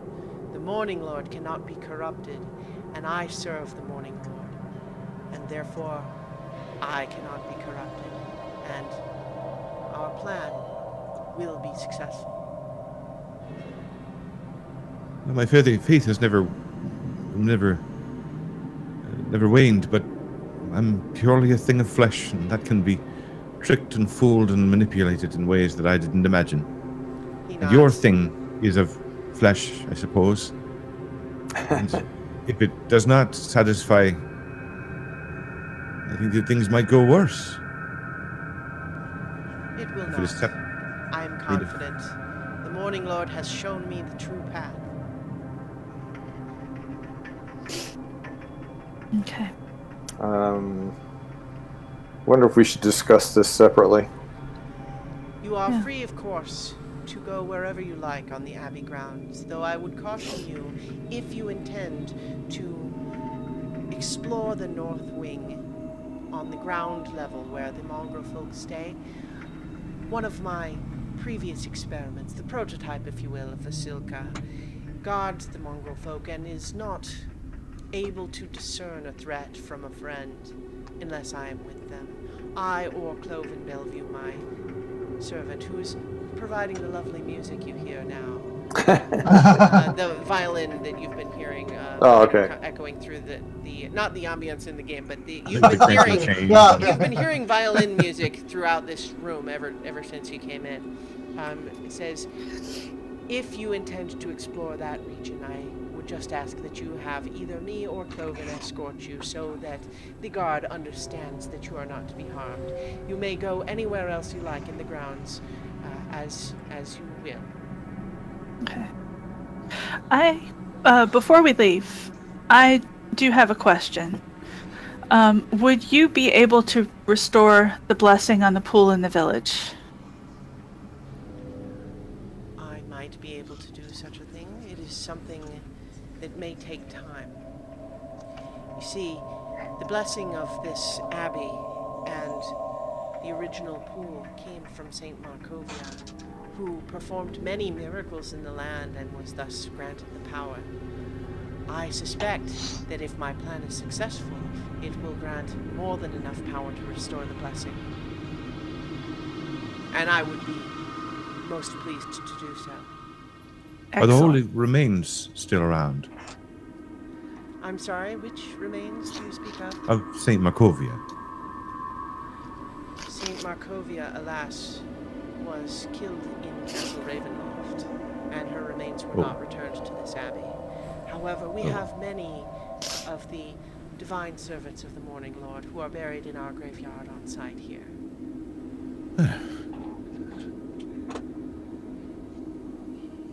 So Still you can't get very any first order relics. You can only get second order relics.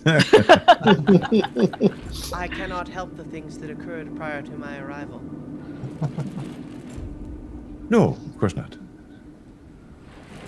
Okay. You know, you do have a number of people that work for you, and it wouldn't hurt to make the place a little more presentable. And have a more peaceful relationship with the town if things, for example, like the gate doesn't squeak and everything doesn't look a little run down. My efforts have been focused completely on my project, as I intend to end the curse on the land. It is a higher priority than day-to-day maintenance. However, I agree, if you are willing to provide such labors, they would not go unwelcomed. You mentioned that Strahd and you have spoken on many an occasion. Indeed, at first he came to me in the guise of a human, tempted to deceive me. However, I was eventually able to see through his disguise. And although it was not his original expectation, he provided me with the magics first that led to my transformation of the mongrel folk. As I mentioned, it was to make them happy, and yet I fear that I was not able to cure them in the way that I hoped. Wait, does he know what you're doing with her? Indeed, he is skeptical, but I have promised that he will be pleased with the outcome. So it's partly his plan. No, it is my plan. I have informed him what my intentions are. He is dismissive, but I intend to prove him wrong. And I have faith that that will happen. How far do you think you are from where you want to be for that? I must spend at least a week with Vasilka, helping to educate her further. And once the wedding dress is ready, I believe that that will be the key that unlocks her final growth and makes her the complete being that she will once be, or will one day be. 1 week? That's a crash course. Well, I work with her day and night. The You know, one benefit can of be her skeptical. nature- One can be skeptical of a plan and still be worthwhile trying, especially if the price is simply a wedding dress. A wedding dress is not so hard to find. I Well, was hoping you would say that. yes, Yeah. a wedding dress. I hope that you will not find it too difficult. No one in Kresk is able to produce the quality of garment that is necessary. And I would send others, but I can imagine that my mongrel folk would not find themselves welcome elsewhere. We'll see what we can do. They do turn heads. I am quite good at finding things. Well, Let's we maybe were quite lucky in finding you with then, I us. suppose. Yes. Shall we find a quiet place to just work through a few things? Some logistics and things, plans and such. Esmeralda says, "We can take you to the hospital wing where we've been staying." It's north though, right? Yes. It's on the second floor of the north wing. Okay. And it's safe? She kind of just looks at you and says, "Safety is relative." Fair point. For adventurers such as yourselves, it is safe enough. Mm-hmm. Sounds good enough. So, This is the moment it takes. Ismark and Arena kind of whisper to each other, and you overhear that they're discussing whether or not Irina should stay at the Abbey during this attempt. And she is a little bit reluctant to be separated from all of you, who she kind of trusts, because even if she kind of likes the idea of someone else marrying Strahd, this is still a little weird. Yeah. So they together seem a little unsure. Okay.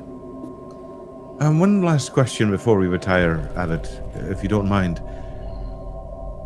Is this place protected against Strahd? Or can he simply walk in when he needs to? Strahd does not come here without my permission. Well, that's good enough. Thank you. Nods. All right. So, are you making your way to the to that wing? Yes. All It right. seems a good idea. So let me. And take a sip along the way. I was going to say, would assume Perry would want one for the road. One for the room, one for the road, So let one me for the just door. double check the layout of the map here, because I'm pretty sure. Yeah. So I think that from here, what she'll actually have you do is, instead of going back out into the courtyard, she's going to lead you up these wooden stairs in here in this wing. So I'm going to move all of you onto that map.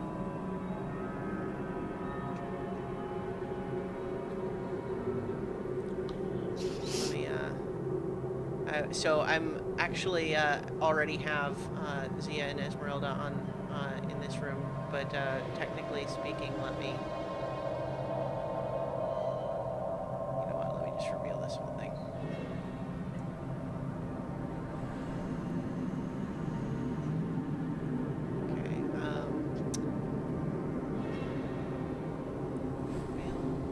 I'm just going to reveal this whole map.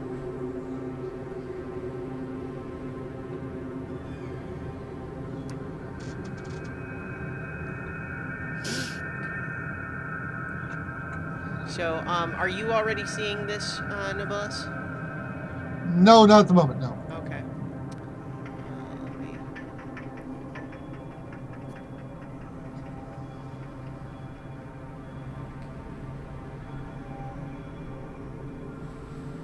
Yes, now I'm seeing. Okay, so let me add the rest of you on here then. Ismark and Arena. And Julius.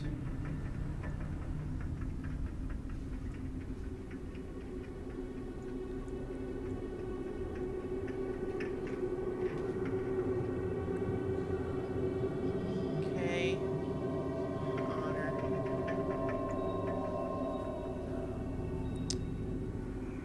Ah. Okay. Sometimes I set this stuff up ahead of time. There we go. Okay, so, do we have every... Oh, I haven't put Perry on here yet. There we go. Help him in the dark.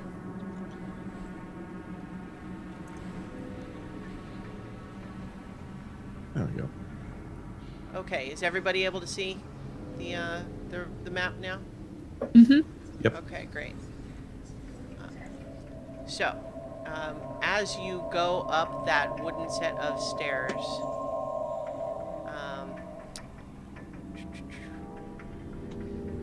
let me tell you what you see up there. The wooden stairs climb 20 feet to a loft with a pitched roof and a door in the center of the south wall. Unlit lanterns hang from the rafters, and a rope dangles from a bronze bell lodged in the belfry 30 feet overhead. The room is filled with the sound of beautiful music, a melody so enchanting that it adds a bit of much-needed warmth to the otherwise freezing room. A black shroud covers a humanoid shape lying on a wooden table. The music does nothing to stir it. A cot heaped with furs rests in the northeast corner, surrounded by empty wine bottles. An oil lamp burns atop a table nearby, silhouetting a squat creature that has 2 heads. It sits on the edge of the cot with a viol, like a big violin, between its legs. With a crustacean claw-like appendage, it grasps the neck of the instrument while running a bow gently across its strings with its human hand. Let me give you the, there's a handout for this guy here. Cloven Bellevue.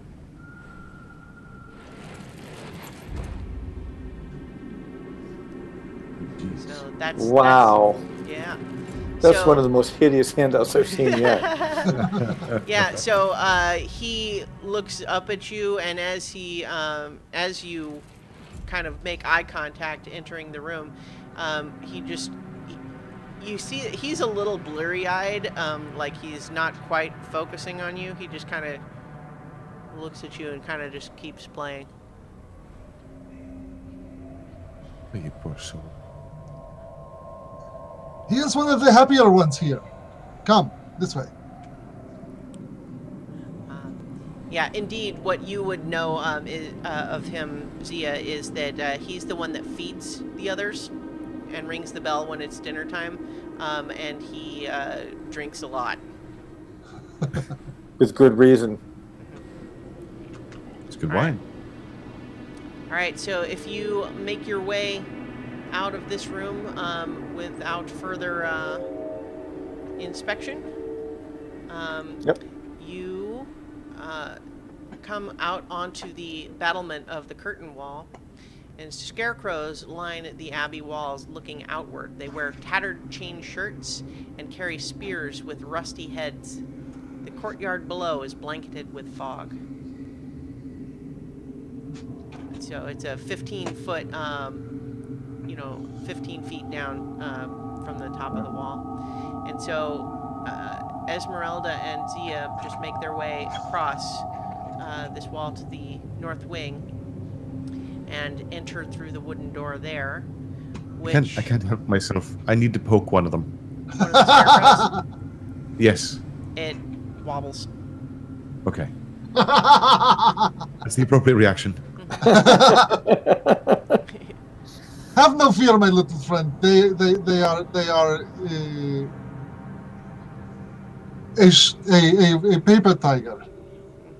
Esmeralda says, I can't believe anybody is fooled by them.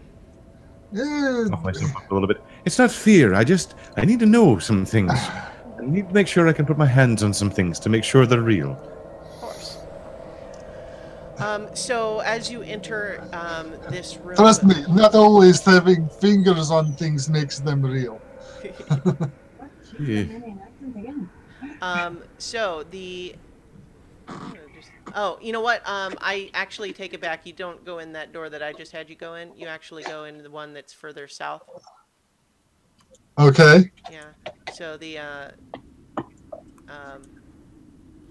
so you enter not the northern room of this, but the southern one here on this map. Okay, good. You enter what looks like a barracks. Bunk beds that have disintegrated with age lie in heaps along the walls of this moldy 30-foot square room. And Esmeralda says, I think this is where the guards slept when they were actual guards. Like what they've done with the place. It is not a luxury hotel, however, it is better than lying under a rainy sky. I'm not so sure about that. You haven't lain under a rainy sky recently, haven't you? I lay under many rainy skies, my dear lady. No, I meant him. Under tables, yes. Rainy skies, maybe not. Fair enough.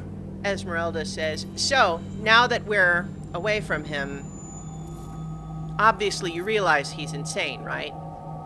Yes. Well, I hate to say it of someone of the faith, but he just gave me the heebie-jeebies. Would his plan actually work, though? I mean,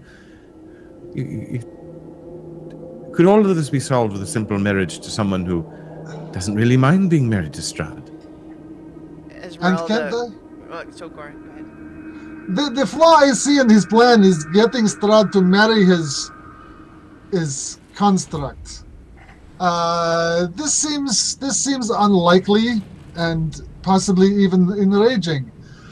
However, he is a powerful being and can be a useful friend. What harm is there in finding wedding dress? Yeah. Esmeralda just says, I don't claim to understand the nature of the curse that formed Strahd or exists here. What I do know is vampires, and I know that what you do with vampires is you kill them. Yes. That seems reasonable too, but the other thing that I cannot help but remember is all the stories of Strahd. Not after he had been cursed and done all these terrible things, but before. He was no happy man. He still killed Sergei. He still killed others. He still had a bad reputation. So even if the curse is lifted, it's not like he's going to be all happy, jolly, and treat everyone nicely again. I don't think he ever treated anyone nicely. But it is worth a shot for whatever the shot is worth. It is definitely worth a try. Ismark kind of says, yeah, I don't think nice people tend to make pacts with dark powers to live forever. And then too, there's another option to consider, is that if we were to help in delivering Vasilka to Strahd, that would give us an open door.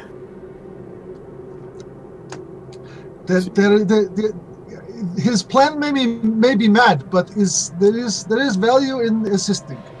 But also priorities, right?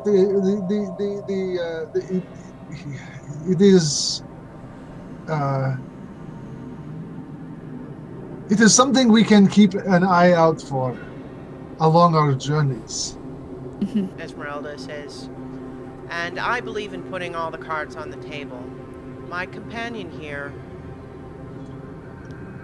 received a vision and was told by his mentor, also a powerful diviner, that we would meet powerful allies here. When we arrived, we thought that might be the abbot. Yeah. Not so much. He's definitely powerful and can be an ally. I had hoped that we would find my mentor, Rudolf van Richten. He is the powerful vampire hunter who taught me. I had heard that he was coming to Barovia to fight the most powerful vampire of all, but I have not yet found him to confirm this. So he might be somewhere around, you think, in Barovia? That is what I had hoped to find. Have you seen the evidence of him yet? We found his tower where he resides. We stayed there for a while, but although it was clear he has been there, he is not there and did not return during the week we spent. Okay. He may So you be see visions in disguise somewhere. You see visions like Madame Eva does, then? And occasionally. As a diviner, my powers are mostly associated with more purposeful seekings. It is rare to receive one unasked. Because Madame Eva gave us a hint of what she could see. Now, I will say, it was a... So she is powerful diviner. That's great company to have wonderful cups, but I mean, it's difficult to know exactly what people see. But the thing that is sure, that I learned just a day ago, is we're not powerful enough yet to to any kind, to confront Strahd of any kind.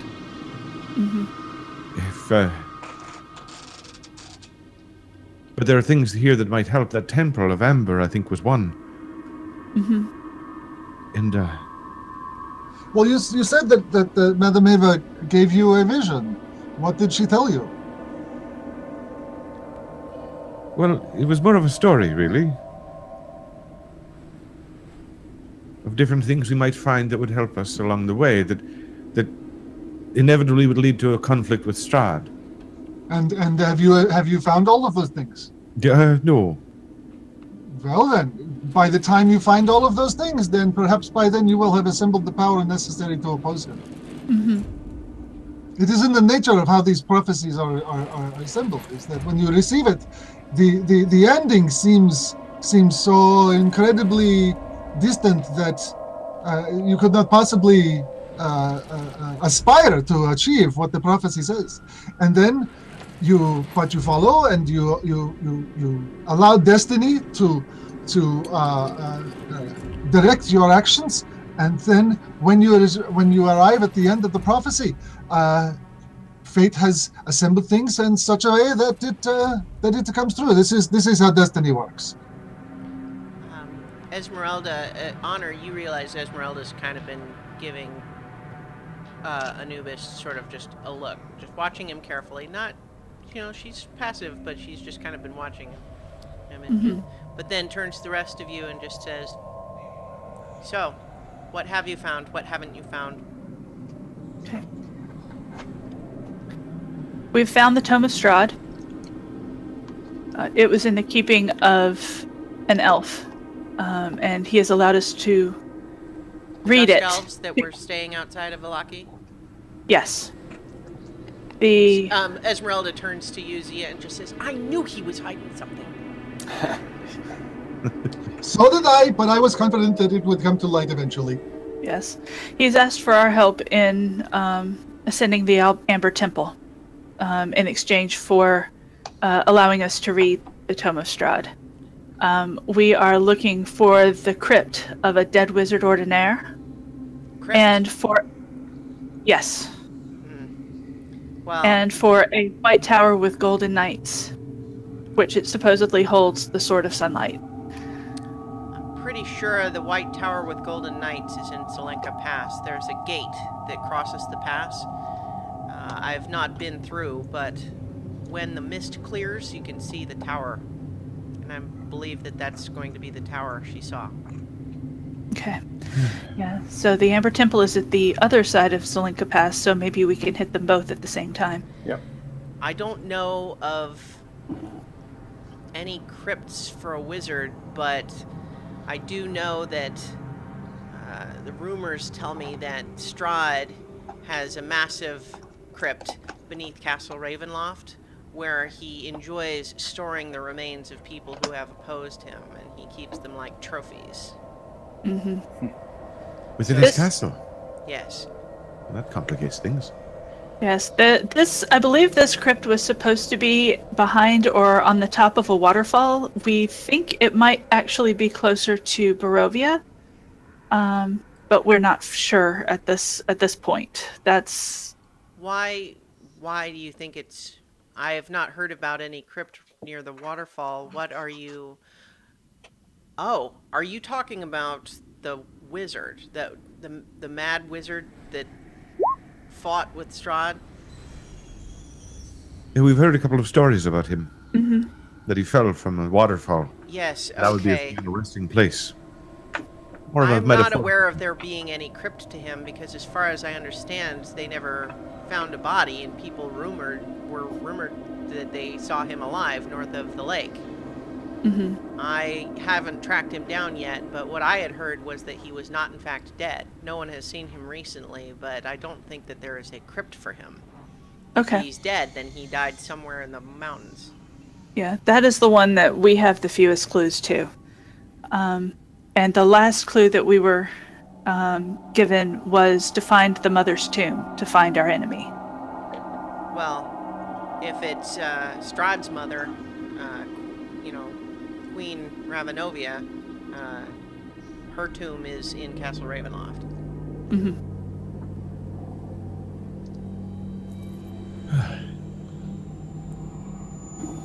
Well, Sort and of also, sunlight sounds like good thing to use against vampire. Indeed. Mhm. No well, question I'm all about for using that. the sun. So, where did your was Casimir one of the elves that was traveling with you? Yes, he's on urgent elf business. She kind of narrows her eyes and says, "You don't know where they went?" I barely know the land myself. Asking where they would go would probably just confuse me more. Mm-hmm. It seemed urgent and important. One of our companions who went with him, the one who had found him in the first place, had gone off before, and she came back with good news, so I can only hope. I wish I could know more, but... I'm sure that they don't have any sinister intent. Or, I shouldn't say that I'm sure of that, but they may have no sinister intent, and yet it's always a risk having people with important information be separated where they might be taken. We're convinced. Mm-hmm. Yes. Well, we'll try not to let them out of our sight in the future, but urgent elf business seems to trump anything we're doing at the moment.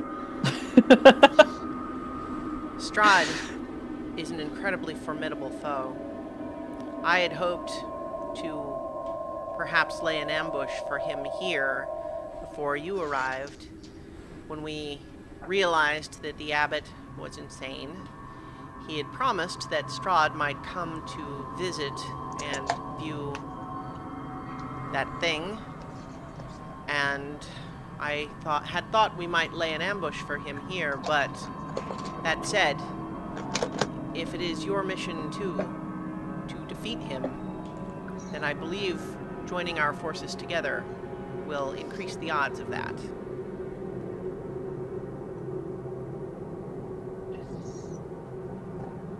It's good to find I out. agree. So then, indeed, if the abbot is capable of raising people from the dead, as he claims, I have no reason to disbelieve him, except, of course, that he does seem insane to me. But there's no question that he is powerful, and so having him on our side does seem helpful. If you wish to make a mission to find a wedding dress, I would suggest that Valaki is probably the place to find one. Valaki again, eh? Ismark says there are some dressmakers who could make one, I suppose, in Barovia, but that's far and much closer to Castle Ravenloft. I also don't know if they would be able to make one within a week. I think we would have a better chance if we could try to find somewhere that they have one made already. Well, Valaki has a number of nice shops. It has a few crazy people running around, but that seems to be the normal. Yeah, Irina's like, I don't know that I want to stay here necessarily, but I also don't really want to go back to Valaki. I don't think it's safe for you to stay here, not if Strahd is likely to visit. If he does, then he would most likely be able to sense you, and that would turn out badly. And things weren't exactly bad in Valaki anymore after some confusions were cleared up. If you listen to the abbot's plan, he is not interested in Strahd having another bride. It would delay his plan for who knows how long, and I think it would be within the abbot's interests to protect Irina until his bride is ready. Well, I mean, he seems very... There's not really any word I can use. But seems just very whatever. But I don't know quite about his groundspeople or the random people wandering around in certain wings. I would hate to leave you in any danger. You will not find in this realm any place that is clean and nice They do not exist. Not unless you make them yourself. Esmeralda says, "For what it's worth, we've been here a couple of days and no one has disturbed us in this room." And it would, and from what the abbot says, it would be in his interest to protect Irina. It is worth at least asking him, yes? Yes. Well, If we can trust his judgment. I mean, if he didn't entirely know, well, no, let me take that back. He did know of this phenomenon of Strahd seeking a wife over and over again. I'm sorry to tell you, Irina, that you're more the next in a line of succession than you realized, and not so much special on your own. I suppose it's a mild comfort, knowing that you haven't been singled out of everyone. It's more that you're the next. Still, no, that's probably not comforting. Anyway, She's kind of just waiting for you to finish. You're not helping. Yeah. Keeps, at this point, just keep chewing and swallow. You are not getting foot out of mouth. My concern is this. If the abbot is so concerned about building something which is going to attract Strahd's attention, hold it for generations to remove this curse. And it's meant to take the place of his lost love, who, I guess I can say in this mixed company, if you haven't figured it out already, Irina is the latest incarnation, perhaps, of the soul of that lost love. I worry that the abbot would take that in mind and think it to be a spare part he could put in his own little toy. Just as a check, I looked in the chat and I want to just see, can you guys hear me okay? Am I quiet? No, we can hear you Sounds fine. good to me. I can hear you just fine. Yeah. All right, anyone who's still watching in the chat, if that's still a problem, let me know, because I didn't change anything, so I'm not sure what would be causing that. But okay. Sorry, didn't mean to interrupt. I just want to make sure that You raise a good point. However, I believe that if we speak to the abbot, his capacities for deception seem somewhat constrained. What makes you say that? Esmeralda says, as far as I can tell, he is so proud of his plan, he doesn't seem to be lying about anything. He may be crazy, but he doesn't seem dishonest. So the question might be whether he is right about what he claims, not whether he's lying. Well, I'm more in wondering whether he'd find the spare part to be in line with his plan. And I wouldn't want to leave you in peril. You've already told him that Irina was the object, the latest object of Strahd's attention. But we were all standing there at the time, and he couldn't do anything about it. But if we were to leave her here, but you watched his face. Did he light up at the opportunity? No, he was sympathetic to her plight. True. I ask Irina what she thinks. She says, I don't know if it's safe to stay here, but we know lots of other places that aren't safe. Mm-hmm. And Vallaki sure didn't seem safe to me. So I feel safe with you guys, but at the same time, the last time we left Vallaki, we were literally fleeing for our lives out the city gates. Are we even confident that we won't be arrested if we go back? I have an idea about that. How about if we ask our friends to take a message and an order for a wedding dress to Vallaki for us? Oh. At the Wizard of Wines. Yes. You know about them? We stopped there on the way here. Terrible situation that they have. Had, fortunately, but at least there are no needle blights. Well, I hope they never needle come back. blight. I have not heard of that. What happened when we passed through? They were reduced to only having one brand of wine left in their inventory. that it was simply a degradation, and needle blights. It sounds like monsters. Yes, they were beset by druids living on. Let's see. That was Yester Hill. They had druids had stolen from them about a week ago before we had visited them, and then attacked the winery about 2 days prior to our visit to them, and they were beset by needle blights and a truly awful necromantic staff. Esmeralda kind of looks to you, Zia, and just says, we hadn't investigated Yester Hill. We had heard some rumors that the druids were working on something there, but it seemed like they needed some sort of a powerful magical artifact to make it work. Sounds like they got it. Oh, great. Okay, so let me suggest a plan.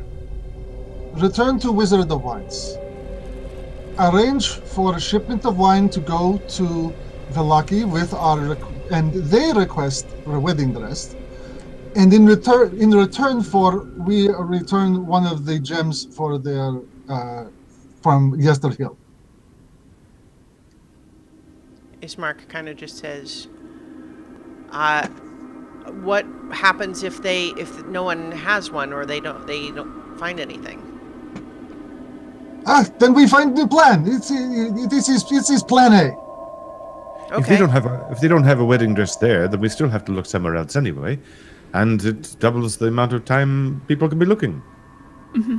Maybe we'll find two. How long will it take us to get an answer? As fast as the raven flies. Yeah, because the Abbot wants to do this in a week.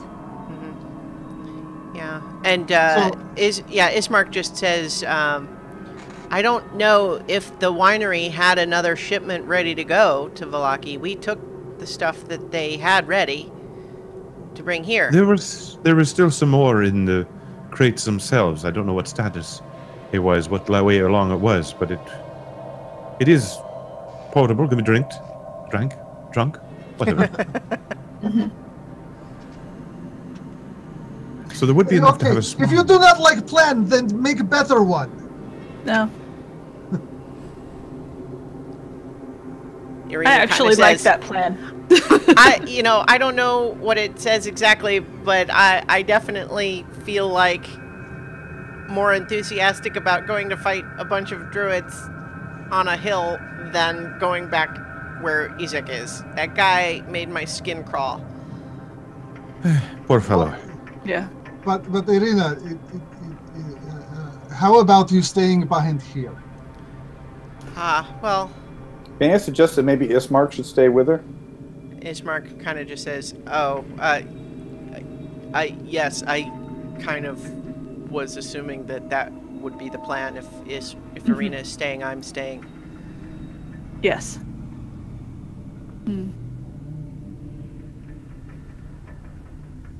So it's up to you, Irina. Irina says, so what's up to me? If I stay, you mean? Yes. Yes, if you stay. We'll not imprison you.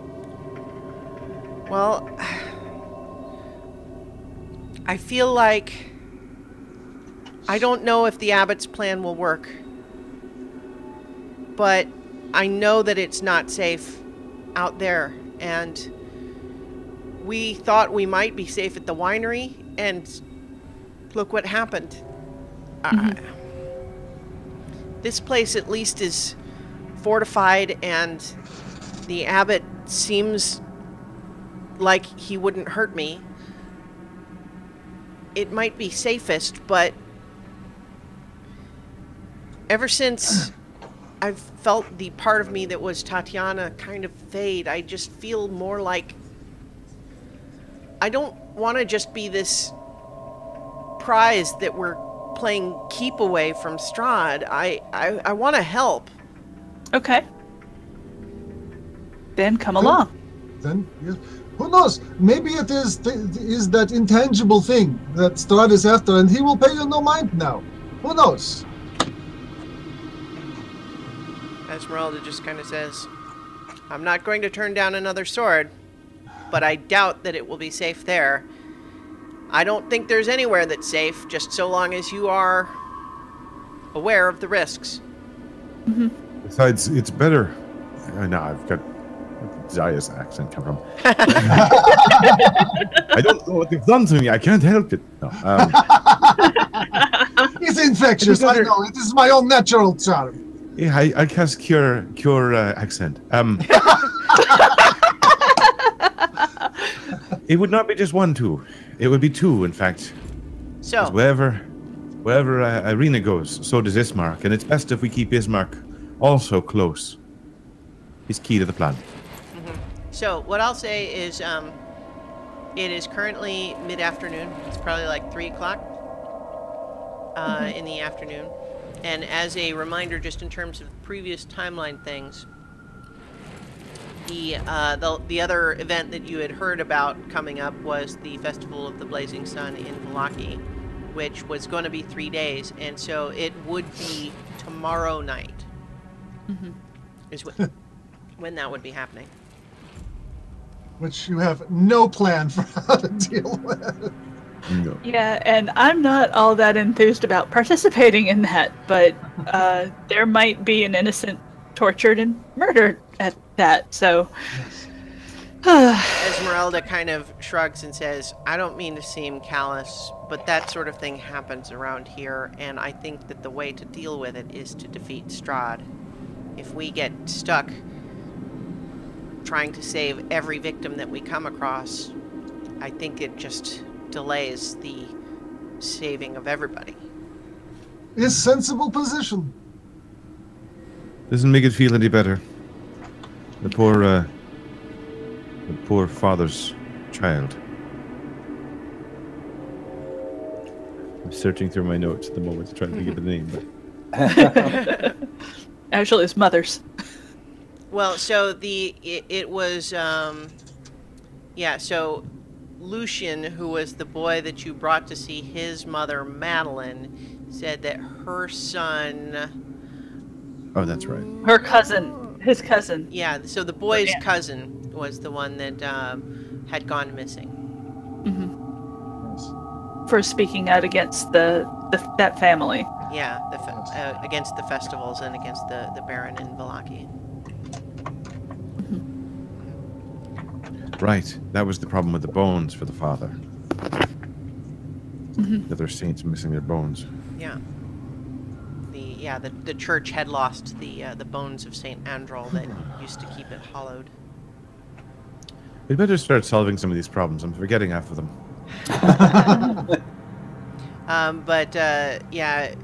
Esmeralda just if you've discussed all of that stuff kind of openly, she would just say, well, I know that a hallowed church is probably the only place in Barovia that Strahd can't just walk into.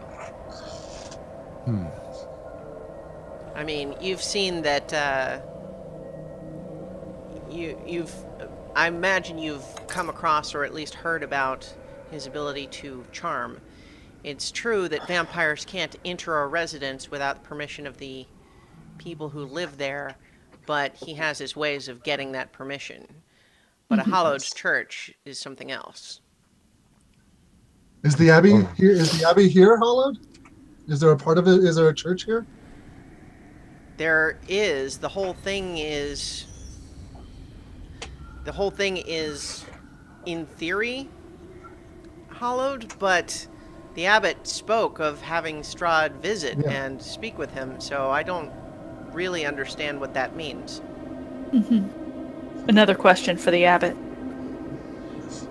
Well, he did say that that Strahd couldn't come in if the abbot didn't want. So Maybe let us speak with Abbott about it. Well, no, if Irina's coming with us, then there is no point. Let us get food, have good night's sleep, and go to Wizard of Wines in the morning. At least from there we can get our bearings. Okay. So you guys are just going to hang out for this afternoon, evening? Are you going to explore a little bit, or what's the plan? Oh, let's look around. You were given, Yeah. free to roam the grounds. I missed the part about what the abbot said. The part the abbot said not to go into without an escort. Basically, yeah, you guys are in the north wing on the second floor, and he said all the mongrel folk live on the first floor of this wing. And you would certainly be aware of that, having stayed here for a couple of days, is that you hear, like, all that crazy maniacal laughing and screaming and stuff that happens every time the bell rings is coming from the floor below you. Okay. And what the abbot said is only that either he or Cloven escort you if you go there. Otherwise, you can go wherever you want. And it was only for your own protection because the guard there might not recognize you as friendly otherwise. The guard, who is a former mistake, trying to do the same plan before. The abbot's not infallible, no matter how confident he might seem. I am not saying that Abbott's plan will work. It probably will not. He is probably mad and it will probably fail. And might even enrage Strahd.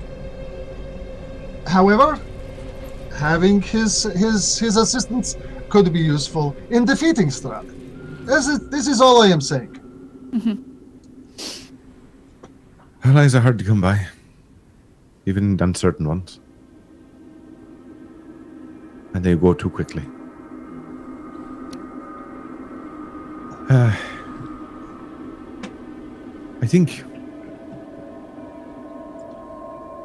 I'm not entirely comfortable here at the Abbey. It pains me to say it. This being a place dedicated to Lathander, the same who I serve. But it's not exactly the place that I expected it to be. Would you rather sleep somewhere else then? Down in the town? I was thinking maybe I would take a tour of the town and find a more comfortable space there. This is a good idea to split up the party. I think either all of us stay here or all of us go somewhere else. If you wish to stay, I won't leave you. I can't. Not again. It makes no difference to me. Well, the two of you have stayed here the last couple of nights and you've been left undisturbed, right? Absolutely. Esmeralda just nods and says, except for the screaming, it's a nice place to stay. Better than under a rainy sky. Yeah. I don't know if I like skies that scream or rain. Well, it's not exactly a fancy hotel. Right. No, look over the moldy pile of wood and formerly furnishings. All right, well, if there's nothing else we can accomplish tonight, as much as I might want to speak to Otto and the Sigrid? Siegfried. Not so sure Siegfried. I'm not so sure I'd get terribly great conversation with them. Esmeralda just The abbot himself, I'm curious, and if we do have... Yeah, all of the mongrel folk seem to be insane to one degree or another.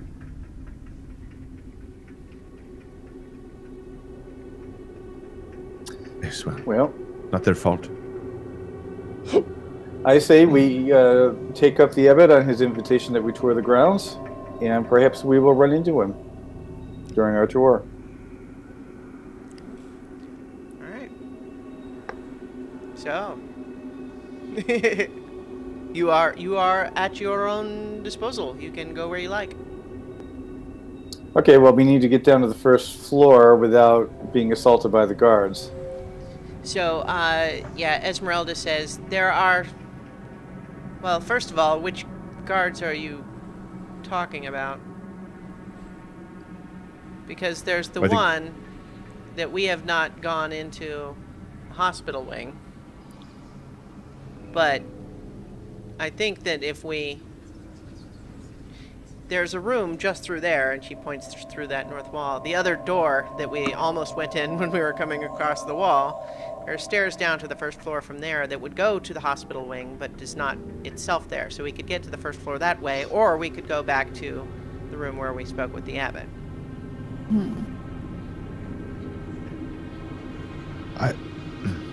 Perry's wrestling with his conscience. Can I make a religion roll to just see if this fits at all with the teachings of Lathander? Sure. Yeah, make a religion check. I'm not trained, so it's probably going to go very badly. There we go. 4. I have no idea.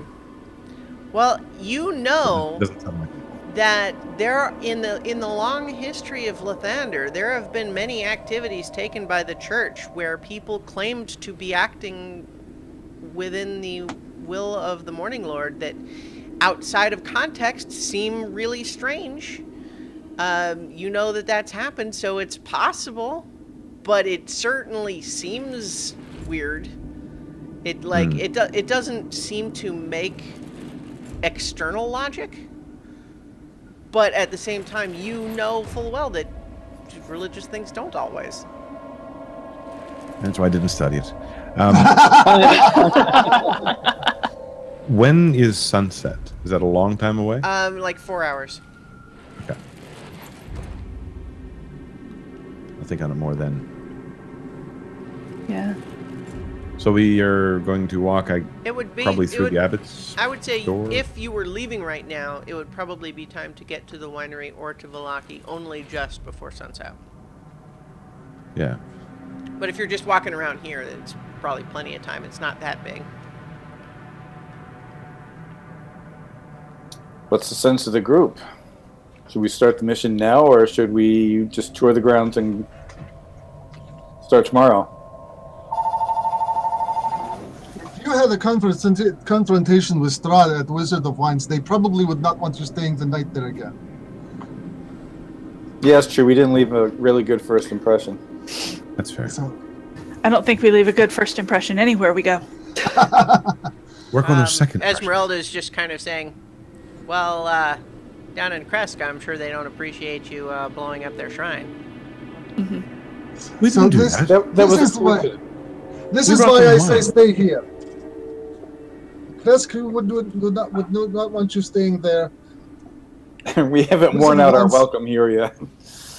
Yes, and another advantage of Crazy Abbot is he will be less likely to want to throw you out if he thinks that you are pursuing his plan. True. I wouldn't mind seeing the morning sun and contemplating a bit more before we head out into some potential dangers. Good luck on seeing sun. Well, I can always see it, even if it's not Es- visible through the yeah, clouds. Esmeralda just says, I have not seen a single hour pass in these lands where you saw clear sunlight. It's always overcast. Okay. What And is we it? do need to Yep. wait for Shadow and what's his name to get back? Casimir. Casimir, Yes. Casimir. To get back from secret, elf business. very important elf business. Okay, so it sounds like we're spending tonight here. So, as Simon and Garfunkel said, let's stroll around the grounds and make us feel at home. I mean, you guys keep saying that you're going to do that, and then you are free to go where you like. Just tell me where. Okay. So we do that. So, well, let's go back the way we came then. Yeah. All right.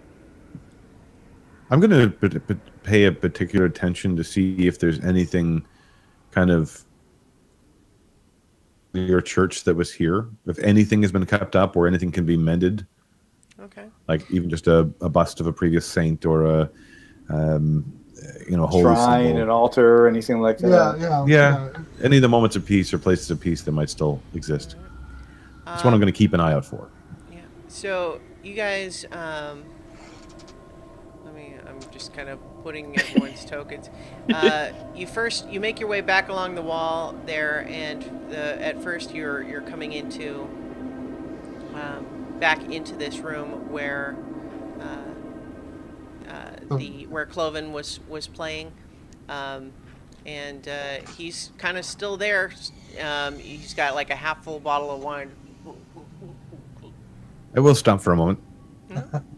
Oh, you're going to ask him for a hit off that? Well, there was a temptation. Excuse me. All right. And as he kind of pays attention to you, you see the second head, which is kind of like only half grown, like a little baby's head, kind of just screws up its face like it's about to cry, and he says, "Oh, quiet is fine." What? What do you want? My name is Perry. Your name? Cloven. Cloven. Mm-hmm. Nice to meet you. Sure. Are you happy, Cloven? I'm drunk. That's good. I need. But are you happy? I don't follow. What? I mean, I'd be happier if I didn't have to feed all those monsters. But you know, the abbot wants them taken care of, so fine, whatever. Keeps me wine. Keeps giving me wine, which is good. You have to feed all the monsters? Yeah, it's my job. I ring the bell and then they all go crazy and I bring them their food and they want me to give them just food all the time, but there's not that much food. I have to give them only at meal times or else it runs out and it's no good. But they want to eat all the time and so they hate me because I don't feed them all the time. And then they pretend that they love me because then they want me to give them special food and blah, blah, blah, blah, blah. They're awful. That was one long-ass sentence. They can't work in the gardens or help either, too. Most of them are too crazy. So you work the gardens all by yourself? Oh, Otto and Zigfrek help sometimes. Yeah. You do But play mostly beautifully. Oh, he looks down at the instrument and says, "Thank you." Sometimes I think it's wine and music that keeps me sane. Clearly.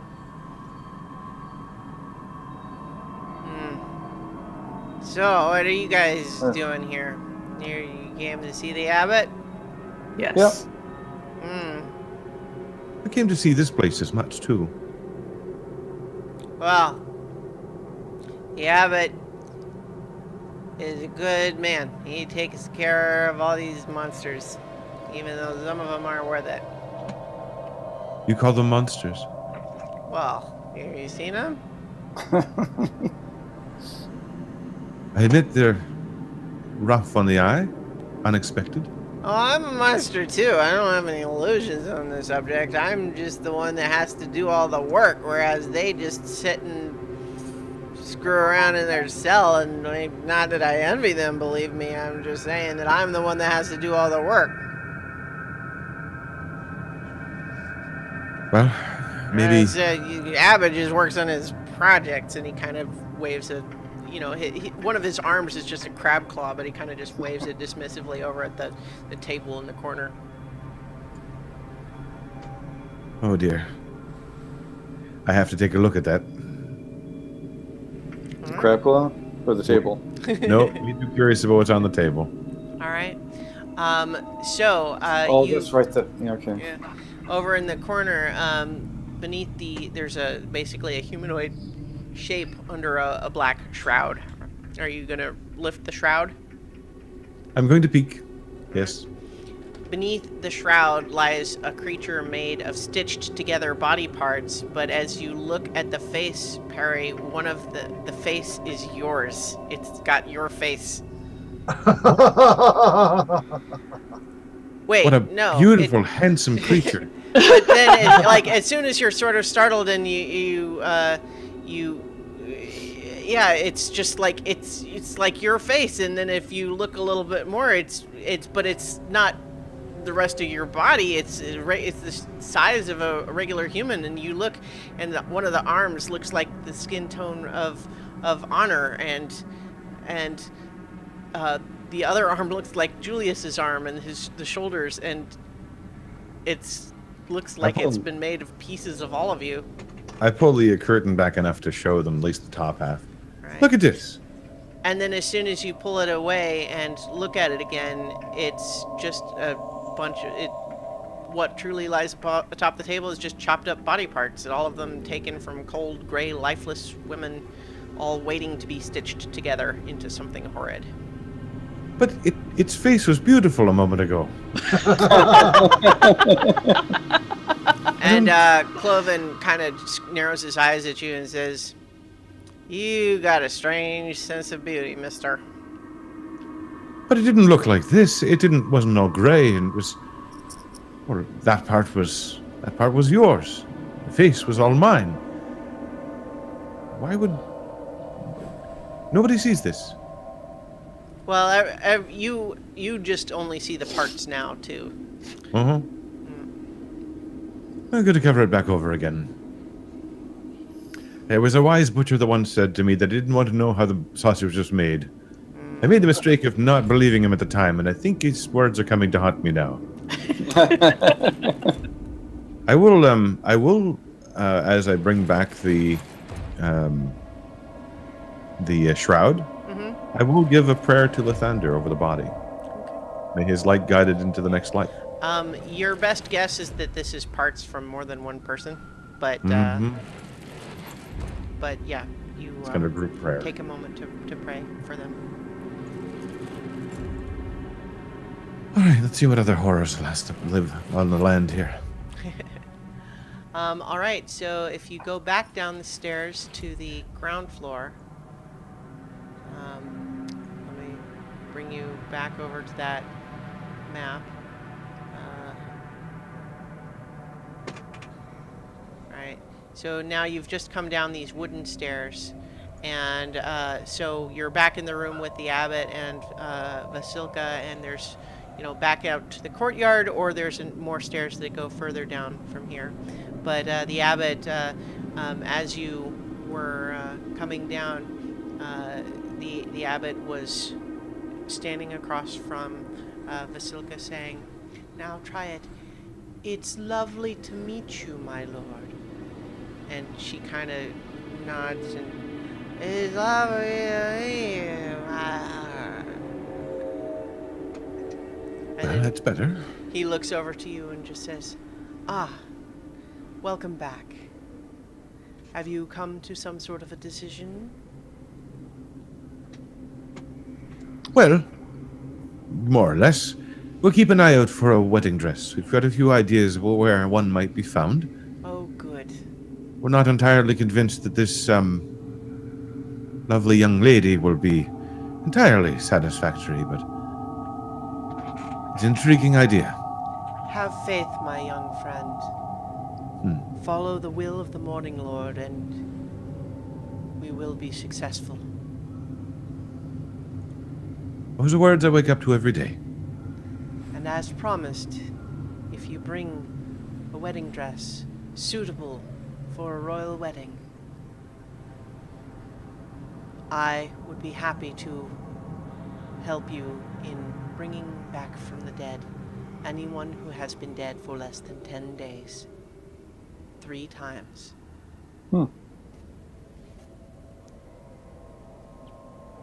Are you planning to stay, or are you leaving in pursuit of the dress right now? We're going to begin our pursuit tomorrow. Very well. You are welcome to stay. As I described before, you are free to go anywhere within the grounds, but for your own safety, if you go to visit the other mongrel folk, please have either I or Cloven escort you. Understood. All right. So are you going back out into the courtyard from here, or are you going to look in the cellar? I say the courtyard. I don't know what everybody else thinks. Yeah, I'm heading out to the courtyard. I actually want to have a better look around the grounds. Okay. All right. So you head back out into the courtyard then, and so I'm not necessarily going to just keep moving you all the time in terms of the tokens. If you're just kind of where are you wanting to go? Because you're back out in the courtyard, you see the mongrel folk with the bat wings and the spider mandibles. It seems to have kind of flopped onto the ground near the post where she was chained. But otherwise, as you enter the courtyard, the ones that are in the little coops kind of scream at you again.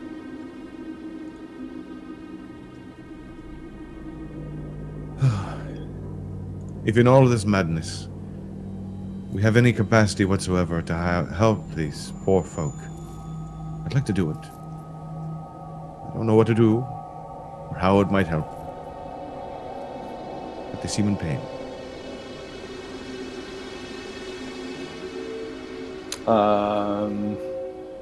For now, I'd rather see that garden. Okay, yeah, let's go to the garden. All right. So, if you push your way back through those heavy wooden doors outside of the wall here,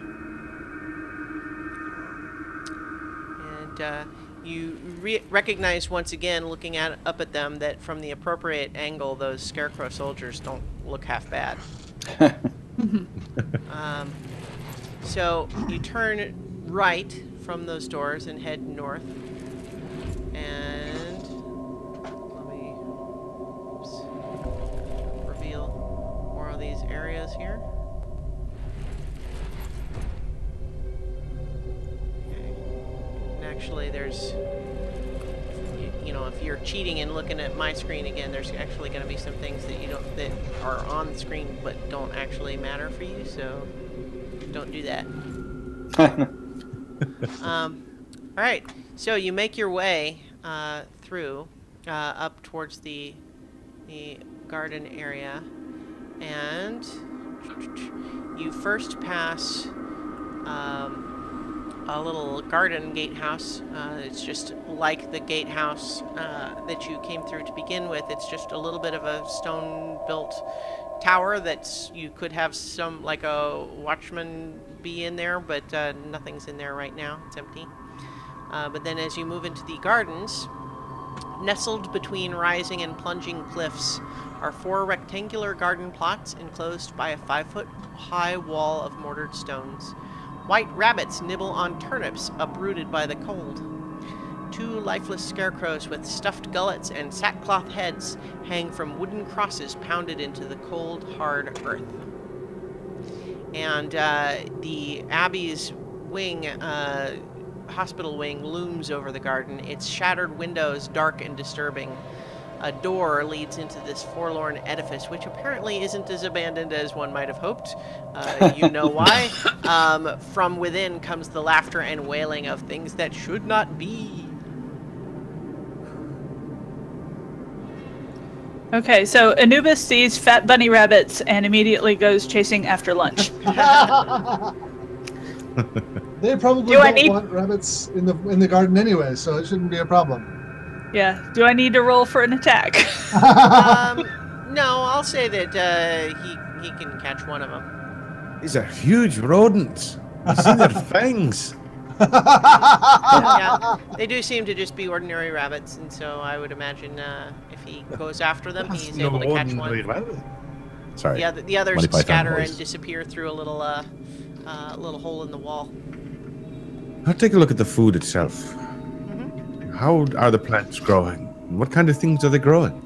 Well, you saw turnips, and then there's also just some, carrots and beets, a lot of root vegetables, and then what looks like maybe some lettuce.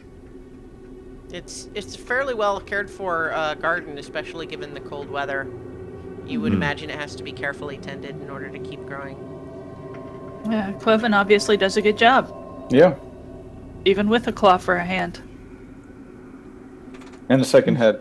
Yes. These aren't too bad, you know. It might be nice to have a few vegetables along the way. Pub food gets to me after a while. I would not want to take away the food from the mouths of these people. They do not deserve. No. So yeah, there is a door to this hospital wing on this side too, if you didn't see it on the map. Yeah, I don't think we're going to go in there. Whoops, I'm in there.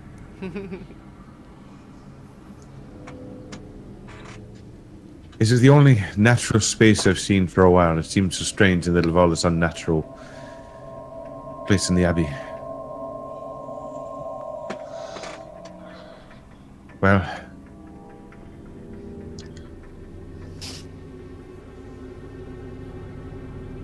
that's all I wanted to see. Something natural.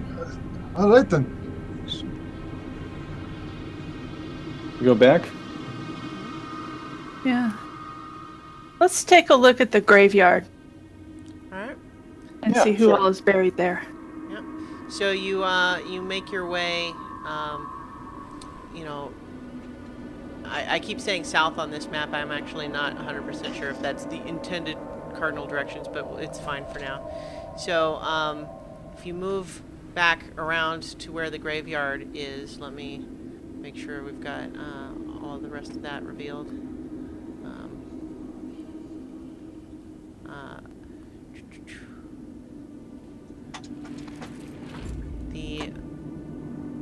Yeah, so you discover that this graveyard, some of the graves are very old. Some of them are newer, but that's still relative. There are several places where they look hastily buried. And those seem to be the more recent ones with just sort of little wooden markers rather than fancy gravestones. But certainly as you move towards the older part of the cemetery here, a number of them seem to have ornate carved gravestones with names like Brother Martek, Brother Valen, Sister Constance, Sister Lenora, and so on. And then you actually see one that is probably the most fancy carved one. It's carved with roses and bears a 3-inch diameter sun-shaped indentation on its east side, and the name on it is just Petrovna. Petrovna. Yeah. It's not a name we know, is it? No. All the friggin' names. Do any of the graves look disturbed? No.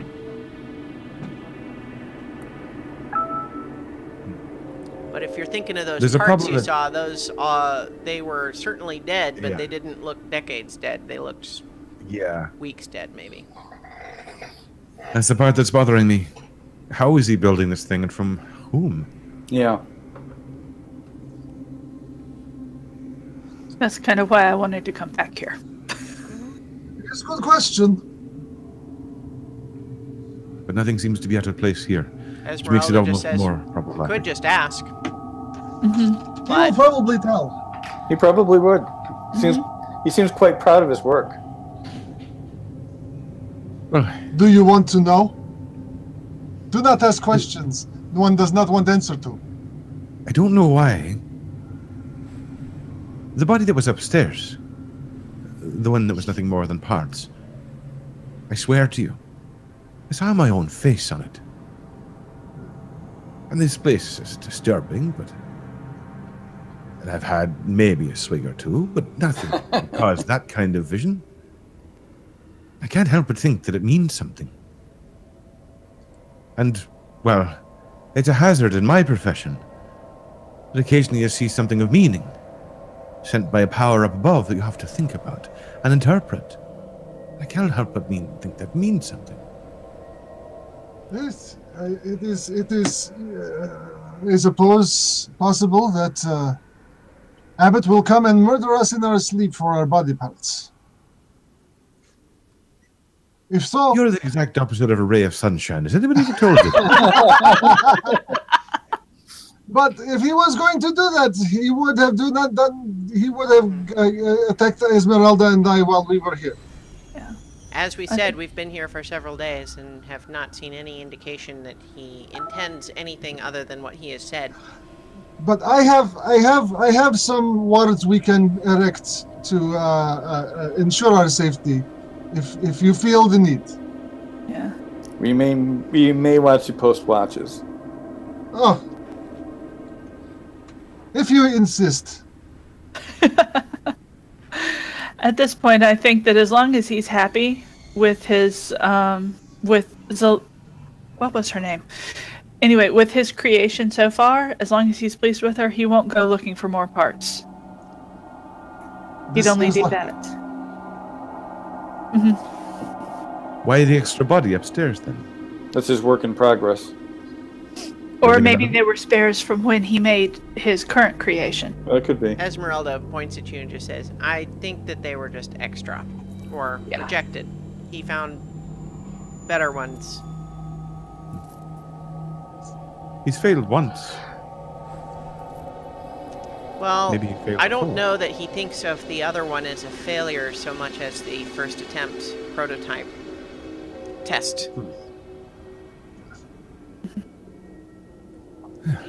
Here's to hoping he learned what he needed to, I suppose. All right. Well, the dead here aren't going to answer any of my questions. Not today, anyway. Maybe some other day. Hey, on the Roll20 side, I just got an error message saying my connection to the server has been interrupted. Did anybody else get that? Nope. Nope. Not here. Okay, I'm not sure. Obviously, if I was disconnected from the internet, I wouldn't be talking to you right now, so I'm not sure what that's about. Yep. Yeah. I don't Everything know. seems working Sometimes that fine. happens. If you need to, maybe you can try logging out of Roll20 and then back in. But All right, well, if it becomes... well, if I need to move my token, that will be an issue. Yeah, maybe I'll just close that and then go I back can in. move you along if you. I mean, if Okay. we're not. You know, depending on what happens for the remainder here, we may have a combat lesson session. Who knows? Oh, okay. No Let's see if we can foreshadowing. fight, then. you know. Well, it depends on what you guys do. I mean, you know, it's always Did you see the possible that abbot's you could have smirk? just, you know, you don't like the look on the abbot's face, so you punch him. You know. I didn't like the look on the corpse's face. 'Cause it was All right. lying. So yeah, you guys explored the graveyard. There doesn't really seem to be much more to see there. So the places you haven't been, you haven't really seen anything other than that one barracks in the hospital wing. You haven't seen the cellar in the main wing either. Okay. The cellar might be interesting. Yeah, let's go there for... I would rather save Wait, the freak show for last. they grow root vegetables in their garden. No grapes. No berries. How Duh. do they make their wine? They don't. They get it from the Wizard of Wines like everyone else. No. He said he has his own. Well, he has his own from the last time he went down to the village and got some of theirs. I thought he meant he had his own vintage. Maybe you're right. Still, there might be some remnants of the actual... And Abbey you have itself. not tasted my grandmother's carrot wine. From No, I from haven't. the expression on his face, you know that he's joking. I don't know if you can make wine from carrots. Yeah. Whiskey? Sure. You haven't met vodka. you haven't met my grandmother. She will try anything making wine. Is your grandmother nearby? I mean, if she's on the route, Fury wants to have a party. I'd like to meet with people who have high spirits. So if you guys are heading for the cellar, or Yes. is that the plan? Okay. Why not? Yeah. I'm going he to put could- you back on that map. It's the same map as the upper floor here, but let me just move you over there. If I've got the right thing selected. Yeah. Okay. No. Oh, I'm on the wrong layer. That's why. There we go. Okay. Oh man, I just am having a hard time with clicking mouses today. Okay. So as you enter the cellar, going down the stone steps from that dining hall area, the stone steps descend 20 feet to a cellar that contains 10 barrels of wine and an L-shaped wooden rack packed with wine bottles. I just hear Perry sigh. It's well stocked. I'll give them that. Yeah. Well, so you immediately discover, though, that the barrels in the center of the room are empty. The wine names are emblazoned on the barrels, Wizard of Wines. The barrels against the east wall contain purple grape mash number 3 and are full. The 4 barrels against the south wall contain red dragon crush. The wine racks contain 33 bottles of Purple Grape Mash No. 3 and 24 bottles of Red Dragon Crush and 1 bottle of Champagne de l'Estompe. Oh, they don't even make that anymore. I guess they don't make any of this anymore. Actually, as you pull that one out to inspect it, you realize, oh, it's not full of wine. It has a rolled up scroll in it. Well, that's no good. Get this evil thing out of here! Sacrilege! Is there a cork on it? There is a cork, but it's easily removed. It's not sealed or anything. I'm gonna pop it out. Says an IOU. You Sorry, unroll I the drank your scroll, wine. and it is in fact Sure. a spell scroll of Hero's Feast. Really? Esmeralda says, Huh. "We're definitely taking that." As a due representative of Lathander here, I agree. All right, so whoever wants to Clearly, have it in their Lathander meant for me to inventory, find this. yeah, has a spell scroll of Hero's Feast. I think Perry has voted himself the honorable bearer of. It makes it more official. Yes. Besides, he's wanted the wine more than anything else, and he can have his own. I just looked up the what that spell does. That's a really useful spell. Yeah, Esmeralda just says this is a very powerful spell that is incredibly useful when preparing to face great evil. I'm sure it We is, might but be doing that sometime in the near future. I'm still disappointed it wasn't actually the stompy stuff. But thank you, Lathander, for working out in many ways. If we are going to Wizard of Wines, might be useful. Bring back empty barrels. Ismark just says, "How would we carry them?" Well, Well, there was a. How did you bring the wine from yesterday? did they take the wagon back then with them? Yes. After they delivered Yeah, the they wine, did. did you? They delivered the well. wine and took the wagon back with them. There's probably not any need for excess barrels at the moment, I'm afraid. But This is a long way to roll them, anyways.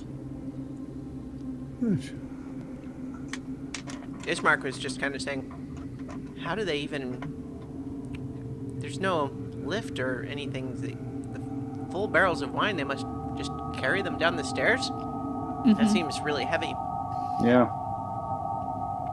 Well, they go down the stairs full. Down is easier than up. They come up the stairs empty. Empty is easier than full.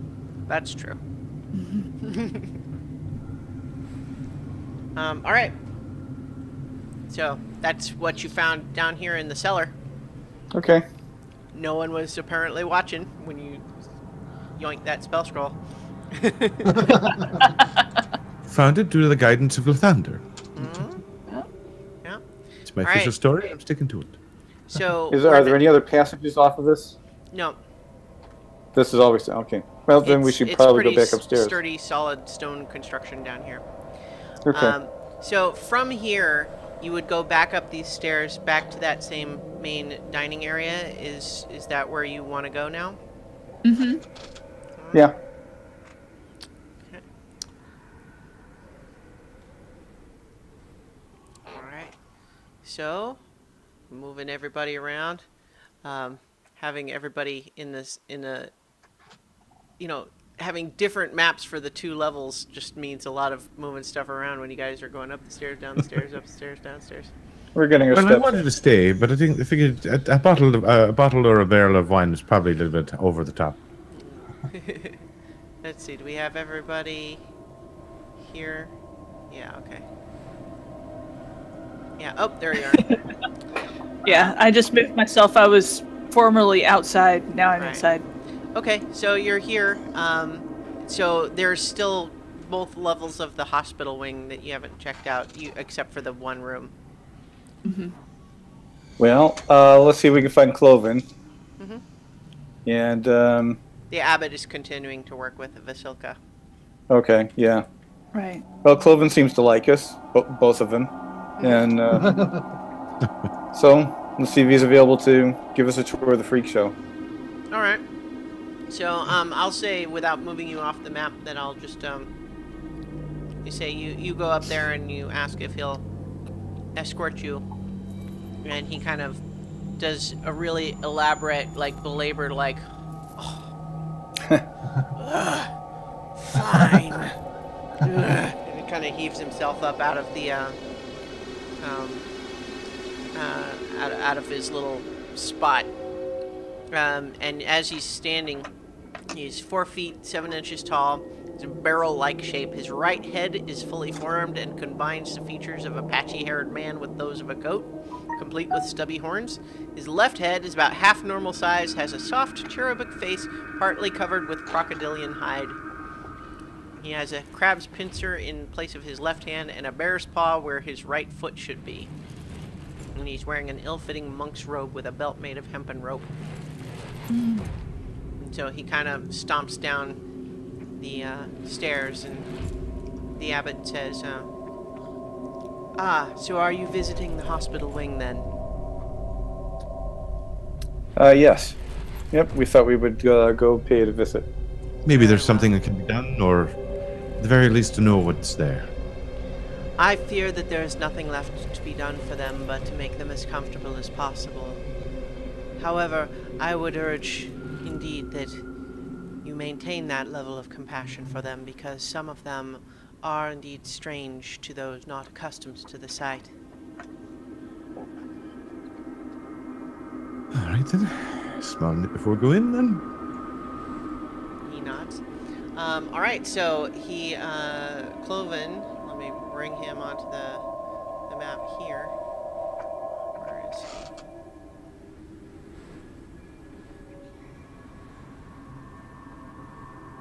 There we go.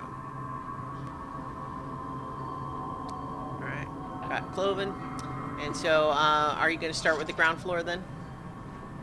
Yes. Sure. Alright. And I accidentally grabbed an extra little mongrel folk there. He's staying in his little cell.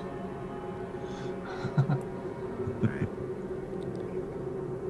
So, as you guys are making your way across the courtyard, Cloven just kind of points at Mishka still, or it's interesting that the little token on the map here doesn't say Mishka, that's whatever. Points at, at her and just says, keep your distance from her. She's afraid of everybody and she'll attack you if she thinks that you're trying to do something to her. We met her briefly earlier. Poor creature. Indeed, she goes to the other end of her chain, like away from you guys, and kind of keeps her distance from you, watching you carefully as you move through. Alright, so as you move into this building, this, this area here, so I'll let you guys kind of move yourselves here a little bit, because we've got a lot to see in here. So in this first room,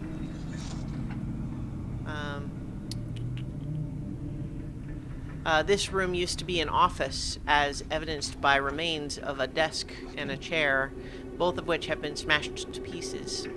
A hallway leads to the south, leads to a staircase going up, and a dark passage to the east. So it says east, so apparently up is east on this map. So a dark passage to the up on this map is full of unnatural whispers, mad laughter, and bestial odors. I'm going to take a quick peek through the destroyed remains of the desk. Just curious if anything lying around. All right. It looks like anything that was of any use at all has been removed already. It's just splinters. And what's down this hallway? The far end? So there's stairs that go up to the second floor. Oh. Oh wait, where did everybody go? Trying to remove the. Nope, wrong way. So. Yep. Here we go. So as you move into this hallway to the up, the lightless corridor has multiple doors behind which lie creatures that shatter the quiet with their mad cackles and whispered curses. The stench is overpowering. But even in the gloom, you can make out a monstrous shape lumbering down the hall. When the darkness can no longer hide its true nature, your eyes are treated to a terrifying 7-foot-tall assemblage of human body parts. And I think I have a handout for that.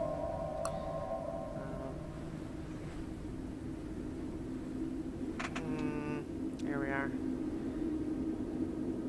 Showing you the handout for Flesh Golem. Ugh.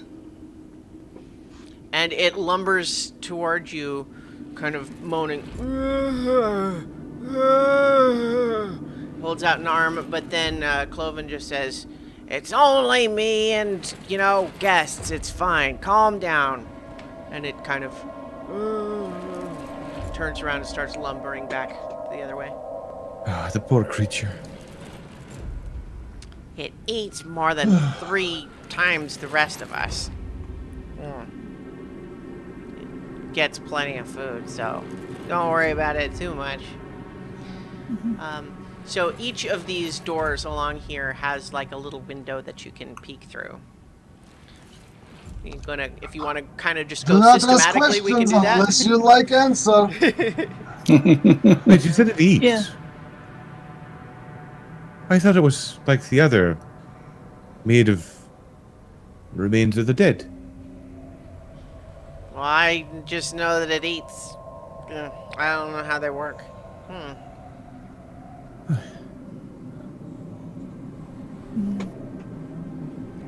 Sure shovels stew down its mouth pretty messy. I can imagine. You don't have a lot of grace, do you there, chappie? What, who, me? No, I was talking to the thing. Oh. And it kind of looks down, way down at you, like it's a little confused. It's like, Are you in pain?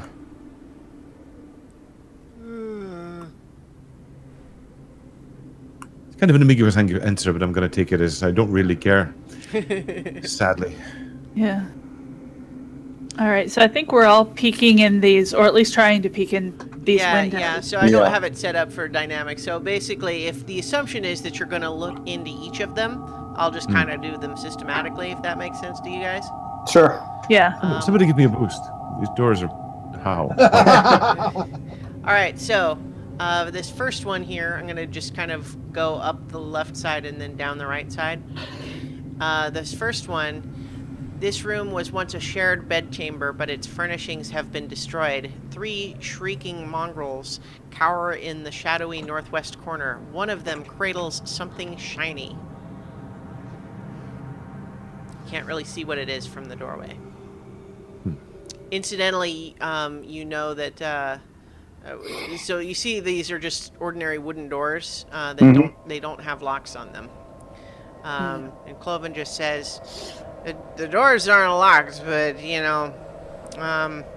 that's kind of their space. So, I can't guarantee that they'll be nice if you go in there. Just saying.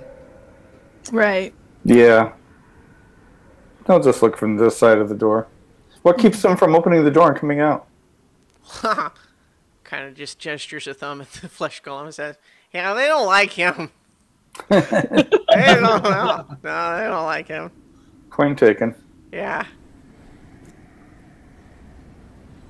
But, it's also like this is where they live. This is their home. They don't know. Where would they go? I don't know. But Julie don't have any other place, I'm sure. I doubt the townsfolk would pay much positive attention to them. So this next one, 4 mongrel creatures brawl amid the wreckage of this bedchamber, while a 5th watches and cackles behind a life-sized painted wooden statue of a saintly woman in robes. If you watch for a little bit, you can see that they don't seem like they're really trying to hurt each other. It's a little bit more like when puppies play. They're kind of trying to pin each other. It's more like wrestling. but they're being pretty rough. They're having a rumble in front of St. Markovia. Or whatever her name is. So, do these ones, like the ones in these rooms, do they have similar twisted features or Yeah, combination they're of features? all different combinations. You don't see a single one that's like another. They all have strange animal features, multiple different animals all over their bodies. Not to question the Abbey's ways, but Now I am understanding why there are continuing to be more of them. I mean, he was trying to save those people. This doesn't feel like saving people. Abbott said this is what they wanted. They're all dumb, though. They're crazy. Don't worry about them. They get food. They get out of the rain. It's fine. Doesn't feel right. So you look in the next one here. 7 mongrels are seated in the middle of this room, forming a ring. They appear to be chanting a spell. Does it appear to be working? Make an Arcana check. Ugh. I have horrible Arcana, so watch me fail. Any of you can do an Arcana check if you want. Yeah, I got a 17, but Perry got a 22. Yeah, Perry, they're chanting gibberish. Nothing is happening. Have they always done that? They're trying to make the bell ring like it's a ritual or something. I mean, the bell rings when the food is ready. They think they can make that happen with a spell? That's stupid. How would they learn such a thing like that? I don't know. They don't have a lot to do. But that means they're not dumb creatures. They're just stupid. They're crazy. Yes. Not like you and me. Are these not the descendants of the Bellevue family? Yeah, all of us are. We came and we stayed, and Abbott, yeah. So he taught you how to speak and to live and to move and to play? Yeah, pretty much. Huh. But I gotta keep. He likes my music, so he gives me the drunk and the wine, and I need it because otherwise this one just cries all the time. Points to his other head. Yes, I was going to ask you about that. He doesn't seem to speak or pay much attention to anything. It's like a baby. It didn't ever grow up all the way. Does it have a name? It's kind of just also me. I'm Cloven. I have me and me.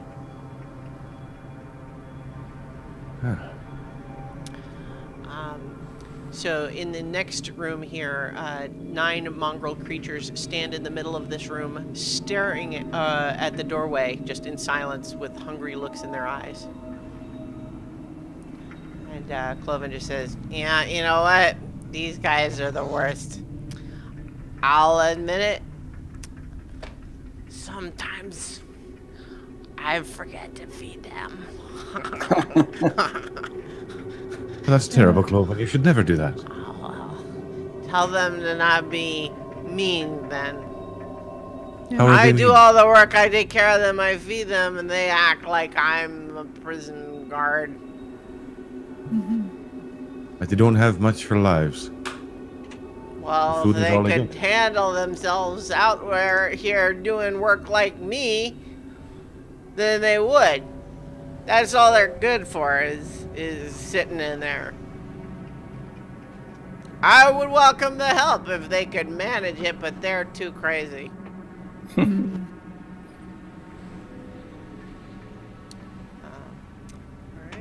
so this next one here, coming back down the other side, this room contains a fort made out of piled bits of shattered furniture and torn draperies.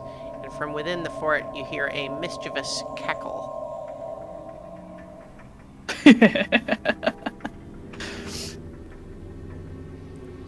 If they're smart enough to build a fort, maybe these guys are close enough Yeah. to being able to come out and help. And I don't know if these are children or shrugs. not.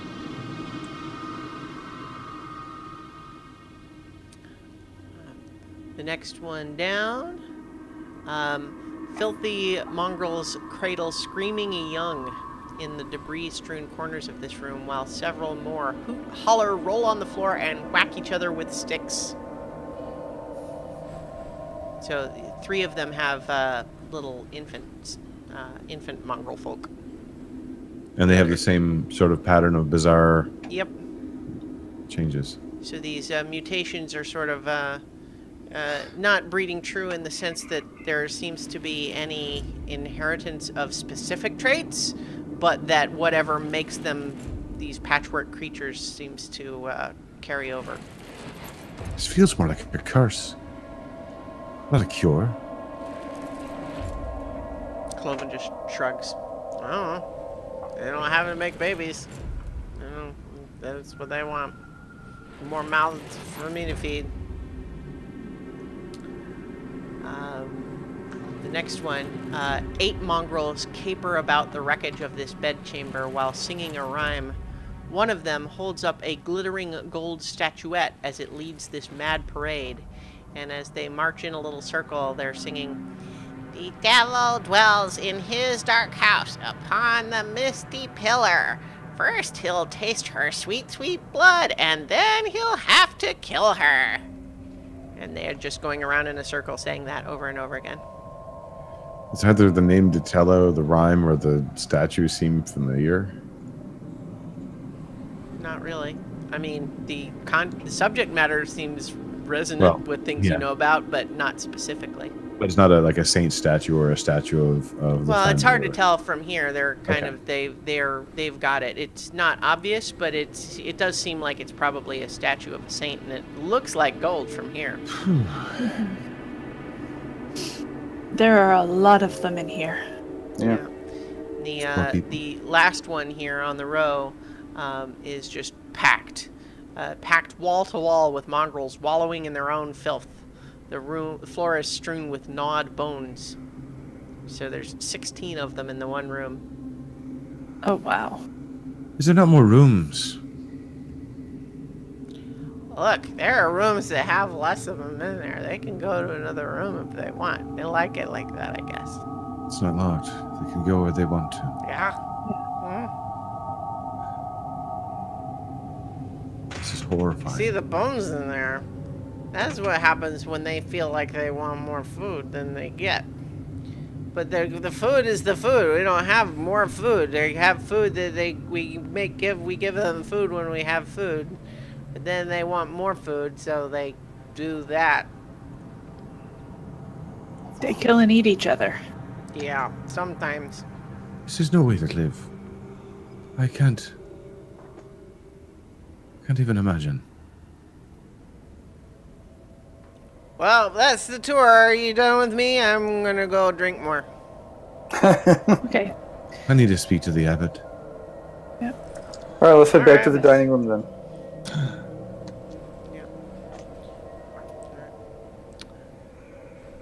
Alright, so you guys can all head back. Cloven just seems to, he doesn't wait for you. He just kind of heads back across. And so if you guys all make your way to the back, got my little Esmeralda arena block. Wrong way. Make your way back to the As we're walking back, Mhm. you have answered the question.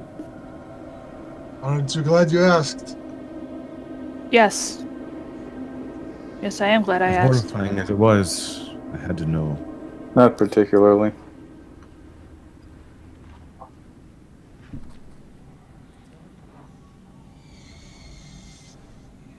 And as soon as I get in the door, is the abbot and the and yeah, Thing they're still still there. And he looks over to you and says, "A tragic lot they are they not?" I wish can't. we had the resources to better care for them. You can do so much. Can you not do something more? They're in a terrible state, and I can't believe that I can't believe that this is what their ancestors wanted. This is not a cure. This is a curse. This is a terrible thing. I fear that humanity often comes with tragic defects, not only of the body, as you see with those, but of the mind. And those are not so difficult to heal, or not so easy to heal, I should say. And I don't know that I did them favors by giving them what they asked for, but truly they were mad before as well. I wish that I had the resources to better care for them, but instead I must focus my efforts on the bigger picture, ending the curse of these lands in its entirety. Once that happens, I imagine there will be resources to spare. But there must be something. They're living in terrible conditions. They themselves have become... Well, Cloven said it. The word he used was monsters. I have spoken with Cloven and urged him not to use that word, but his words are his own. I do not force him. Surely with the power that you wield, if you can bring people back from the dead, then you can do something for them. What do you suggest? You're the abbot. I'm merely a lay brother. I've only started on my journey. But I know that something can be done. I don't know what it is, but... I am focusing all of my efforts on curing this entire land of the plague which afflicts it. While it is certainly tragic, their fate, I hope to save many more. No one individual can help every other individual. We must go where the Morning Lord commands us, and right now, the Morning Lord has urged me to use Vasilka to end the curse.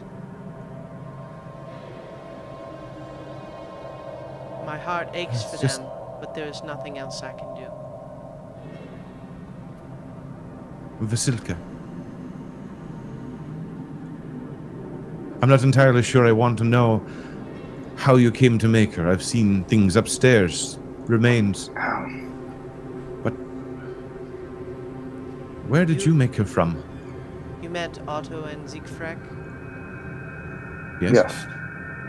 Sometimes at night, I send them down to cemeteries in Kresk, and they dig up some of the fresher bodies from the town. They never harm anyone alive, and they do their best to repair the graves into their original state so that the townsfolk are not distressed.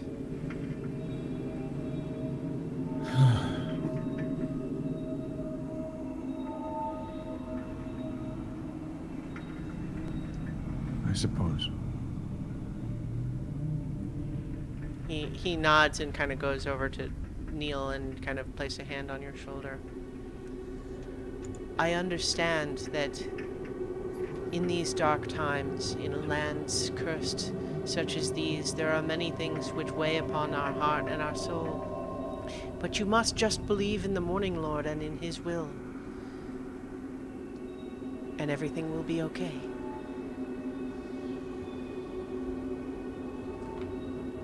I believe. From the very beginning, I have always believed. But I've also believed that the world can be made better. That's what I'm going to do. And with your help, with the wedding dress, Vasilka will be perfect. I hope you're right. I hope you don't have any complications. Not with the Morning Lord on our side. Indeed. What could go wrong? Oh, now you said it. think I trying need to do a check for something? No, I clicked something on my sheet that I'm trying to. Oh, never okay. mind. All right. Trying to do some maintenance on my sheet. That's all. Sure. I need to get some time outside. Is there a spot on the abbey where it is best, the closest to the sky, or at least where some of this fog and cloud might be cleared? I'm afraid that in these lands it is a rare thing indeed to see the sun unimpeded.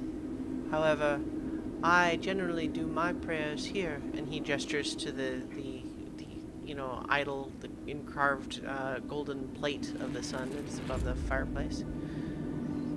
But you, of course, are willing to go wherever you like. The Morning Lord, of course, goes with you wherever you are. No other chapel remains. This is the chapel. So This is why I do my important work here.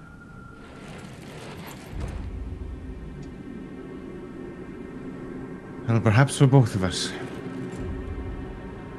I can bring a little bit of the sun. That is all we can do. Keep your heart open, and the Morning Lord will communicate his will to you, as he has done to me. I go over to Julius and whisper to him. Yes. Can you tell if consecration is present here? Okay, so what do I have to do for the divine sense? Well, you know what? Hang on just a little bit. Okay. Let me... Actually, and I'll look it up while you're... I looked it up earlier and then promptly forgot. let's see. Let's see. Oh, it says in action I open my awareness to detect forces of Okay. You are... evil or Part of good. your divine sense is that you are able to tell if a place is hallowed or not. And Okay. you determine that this place is not.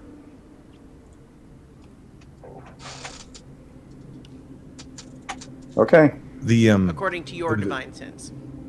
It was a giant. Was it a golden circle with the symbol of Lathander on the Yeah, wall? let me read to you that description again. Let's see. Above the fireplace mantle hangs a golden disc engraved with the symbol of the sun. And how far up is that? It's just above the fireplace, so it's probably like 5 or 6 feet above the ground. All right. I walk over in front of the fireplace. I sit cross-legged on the floor. Lathander, into this darkness, bring a little daylight. And I cast daylight on that symbol. Okay. And while he's praying, I whisper to Zia that I'm getting nothing in my divine in this room. All right. Let's see. 60-foot radius. So as you cast the spell, a 60-foot radius sphere of light spreads out from a point you choose within range.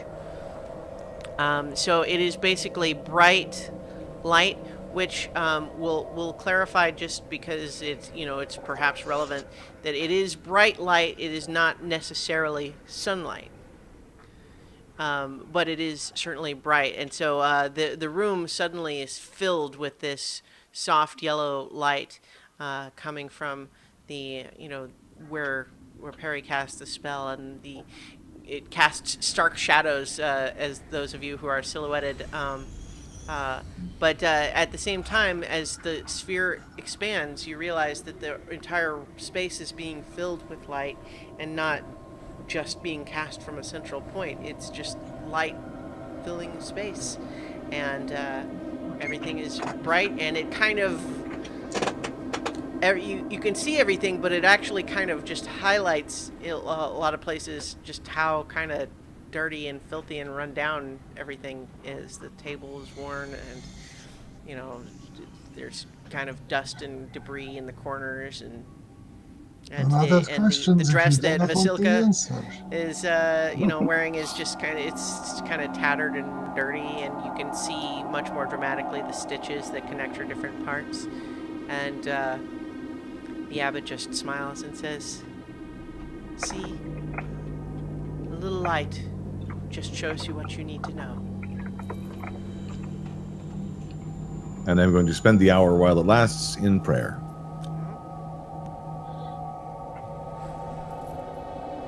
All right. The rest of you doing anything during that hour, or? Well, what is time is it? currently, yeah, it's maybe like 5 o'clock. Yes. You got another couple of hours of daylight if you, or 1 hour of actual daylight spell, but also, maybe 2 hours before the sun sets. The light, we should make it clear, is it's like a bright sunny day when it's not overcast, and so it's actually probably the brightest light you guys have kind of encountered for a while. But it's nice, warm. It's not, it's not like painful or harsh at all. Except, of course, in that it just highlights that the room is really not super nice. But coming from the symbol of Lathander, hopefully, at least symbolically, you see what I'm doing. Yeah. And it does, in fact, illumine what we need to know. I'm wondering if somebody, and I'm willing for it to be me, should run down to the village and see if Shadow and Casimir are back. From secret, very important elf business. If we're going to be spending the night up here instead of in the town, then we need to reconnect. Yeah, we at least need to leave word for them. But don't book a room this time, just in case. Hey, I'm not the one who paid for it this time.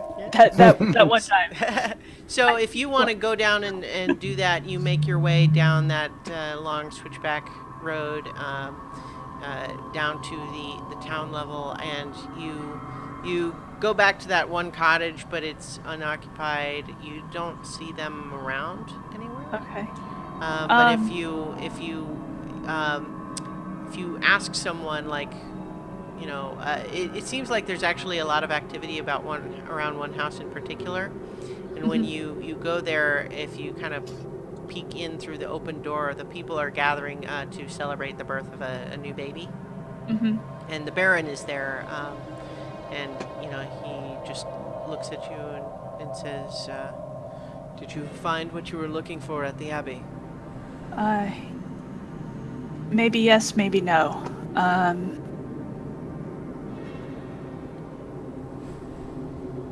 The Abbey is very difficult to describe, but my party and I have determined that we're going to spend the night there before moving on.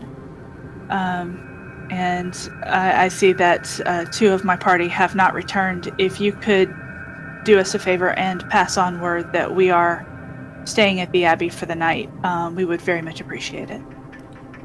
Which of your party do you mean? The 2 elves, Shadow and Casimir. They should be returning shortly. I haven't seen them, but I will spread the word that your message will be passed on to them as soon as we see them. Thank you very much. I appreciate it. And for whatever it's worth, the blessings of Lathander on the new child. And, he nods and says, I hope that's enough. Ooh. Did I get an apostle? She's been Honor's been a fan of Lathander since the vampire tree. Fair enough. All right, so if you make your way back up, so that's probably going to take you, going all the way up and all the way down, plus the time you spent wandering around down there. I'd say you probably spent most of the remaining time before sunset doing that. What's everyone else up to while she's doing that? Perry is praying. The rest of you, there is more of that hospital wing that you haven't seen. The second floor. But you don't have to check it out. I was going to say, if anybody really anxious to see the rest of the hospital wing. No. You guys kind of want to just start settling in and preparing for, Yes, perhaps something to eat and drink, and get ready to retire for the night. Yeah. The cauldron in the fireplace it has got a stew cooking, and the abbot says you are welcome to partake. And as soon as it's ready, which is shortly, you each take your own serving, and then Cloven rings the bell, and you hear all of the mongrel folk from the other wing start to scream and laugh and wail, and he starts. He actually takes the handle of this cauldron in his enormous clawed finger and just like lifts it and starts lugging the full cauldron across the floor, carrying it into the courtyard. That's how the barrels get to the basement. That's what I was just thinking.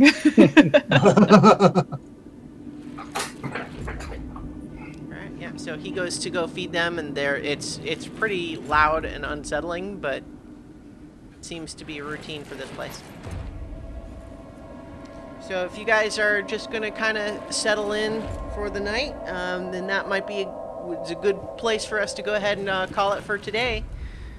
You have explored many of the secrets of the Abbey of St. Markovia, and I'm just kind of laughing at you guys kind of deciding, yeah, we don't need to see the rest. You thoroughly creeped us out for the last, 4 hours, so... I've got to say, the illustrations are getting more and more hideous. Oh, yeah. Yeah. And sad. Yeah. It doesn't help. We haven't done our plug for tabletop audio yet. Oh, yeah. Yes. But the ambient music with stuff dragging around, I think I probably would have preferred the violin. This music just makes the creepy factor exponentially. Oh, really? Definitely amplifies it. Oh, yeah. That hadn't occurred to me that I might have that. Completely accidental on your part, yes. Yeah. That's called good planning.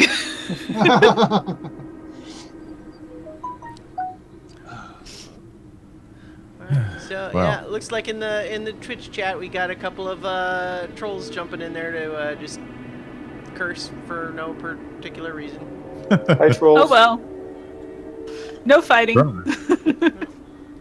Yeah. So anyway, ladies and gentlemen, that's the curse of Todd. All right. So in any case, thank you everybody for watching and or listening. If you're listening to this or watching it later, and thank you for those of you who were in the chat participating in a mature way. Then that's great, including Paulette. And I will, we'll be back with more Curse of Strahd. Not next week, but probably 2 weeks. Okay. All right. And we'll figure out what's the next plan for our cursed adventurers. And so we'll be back next time on Curse of Strahd.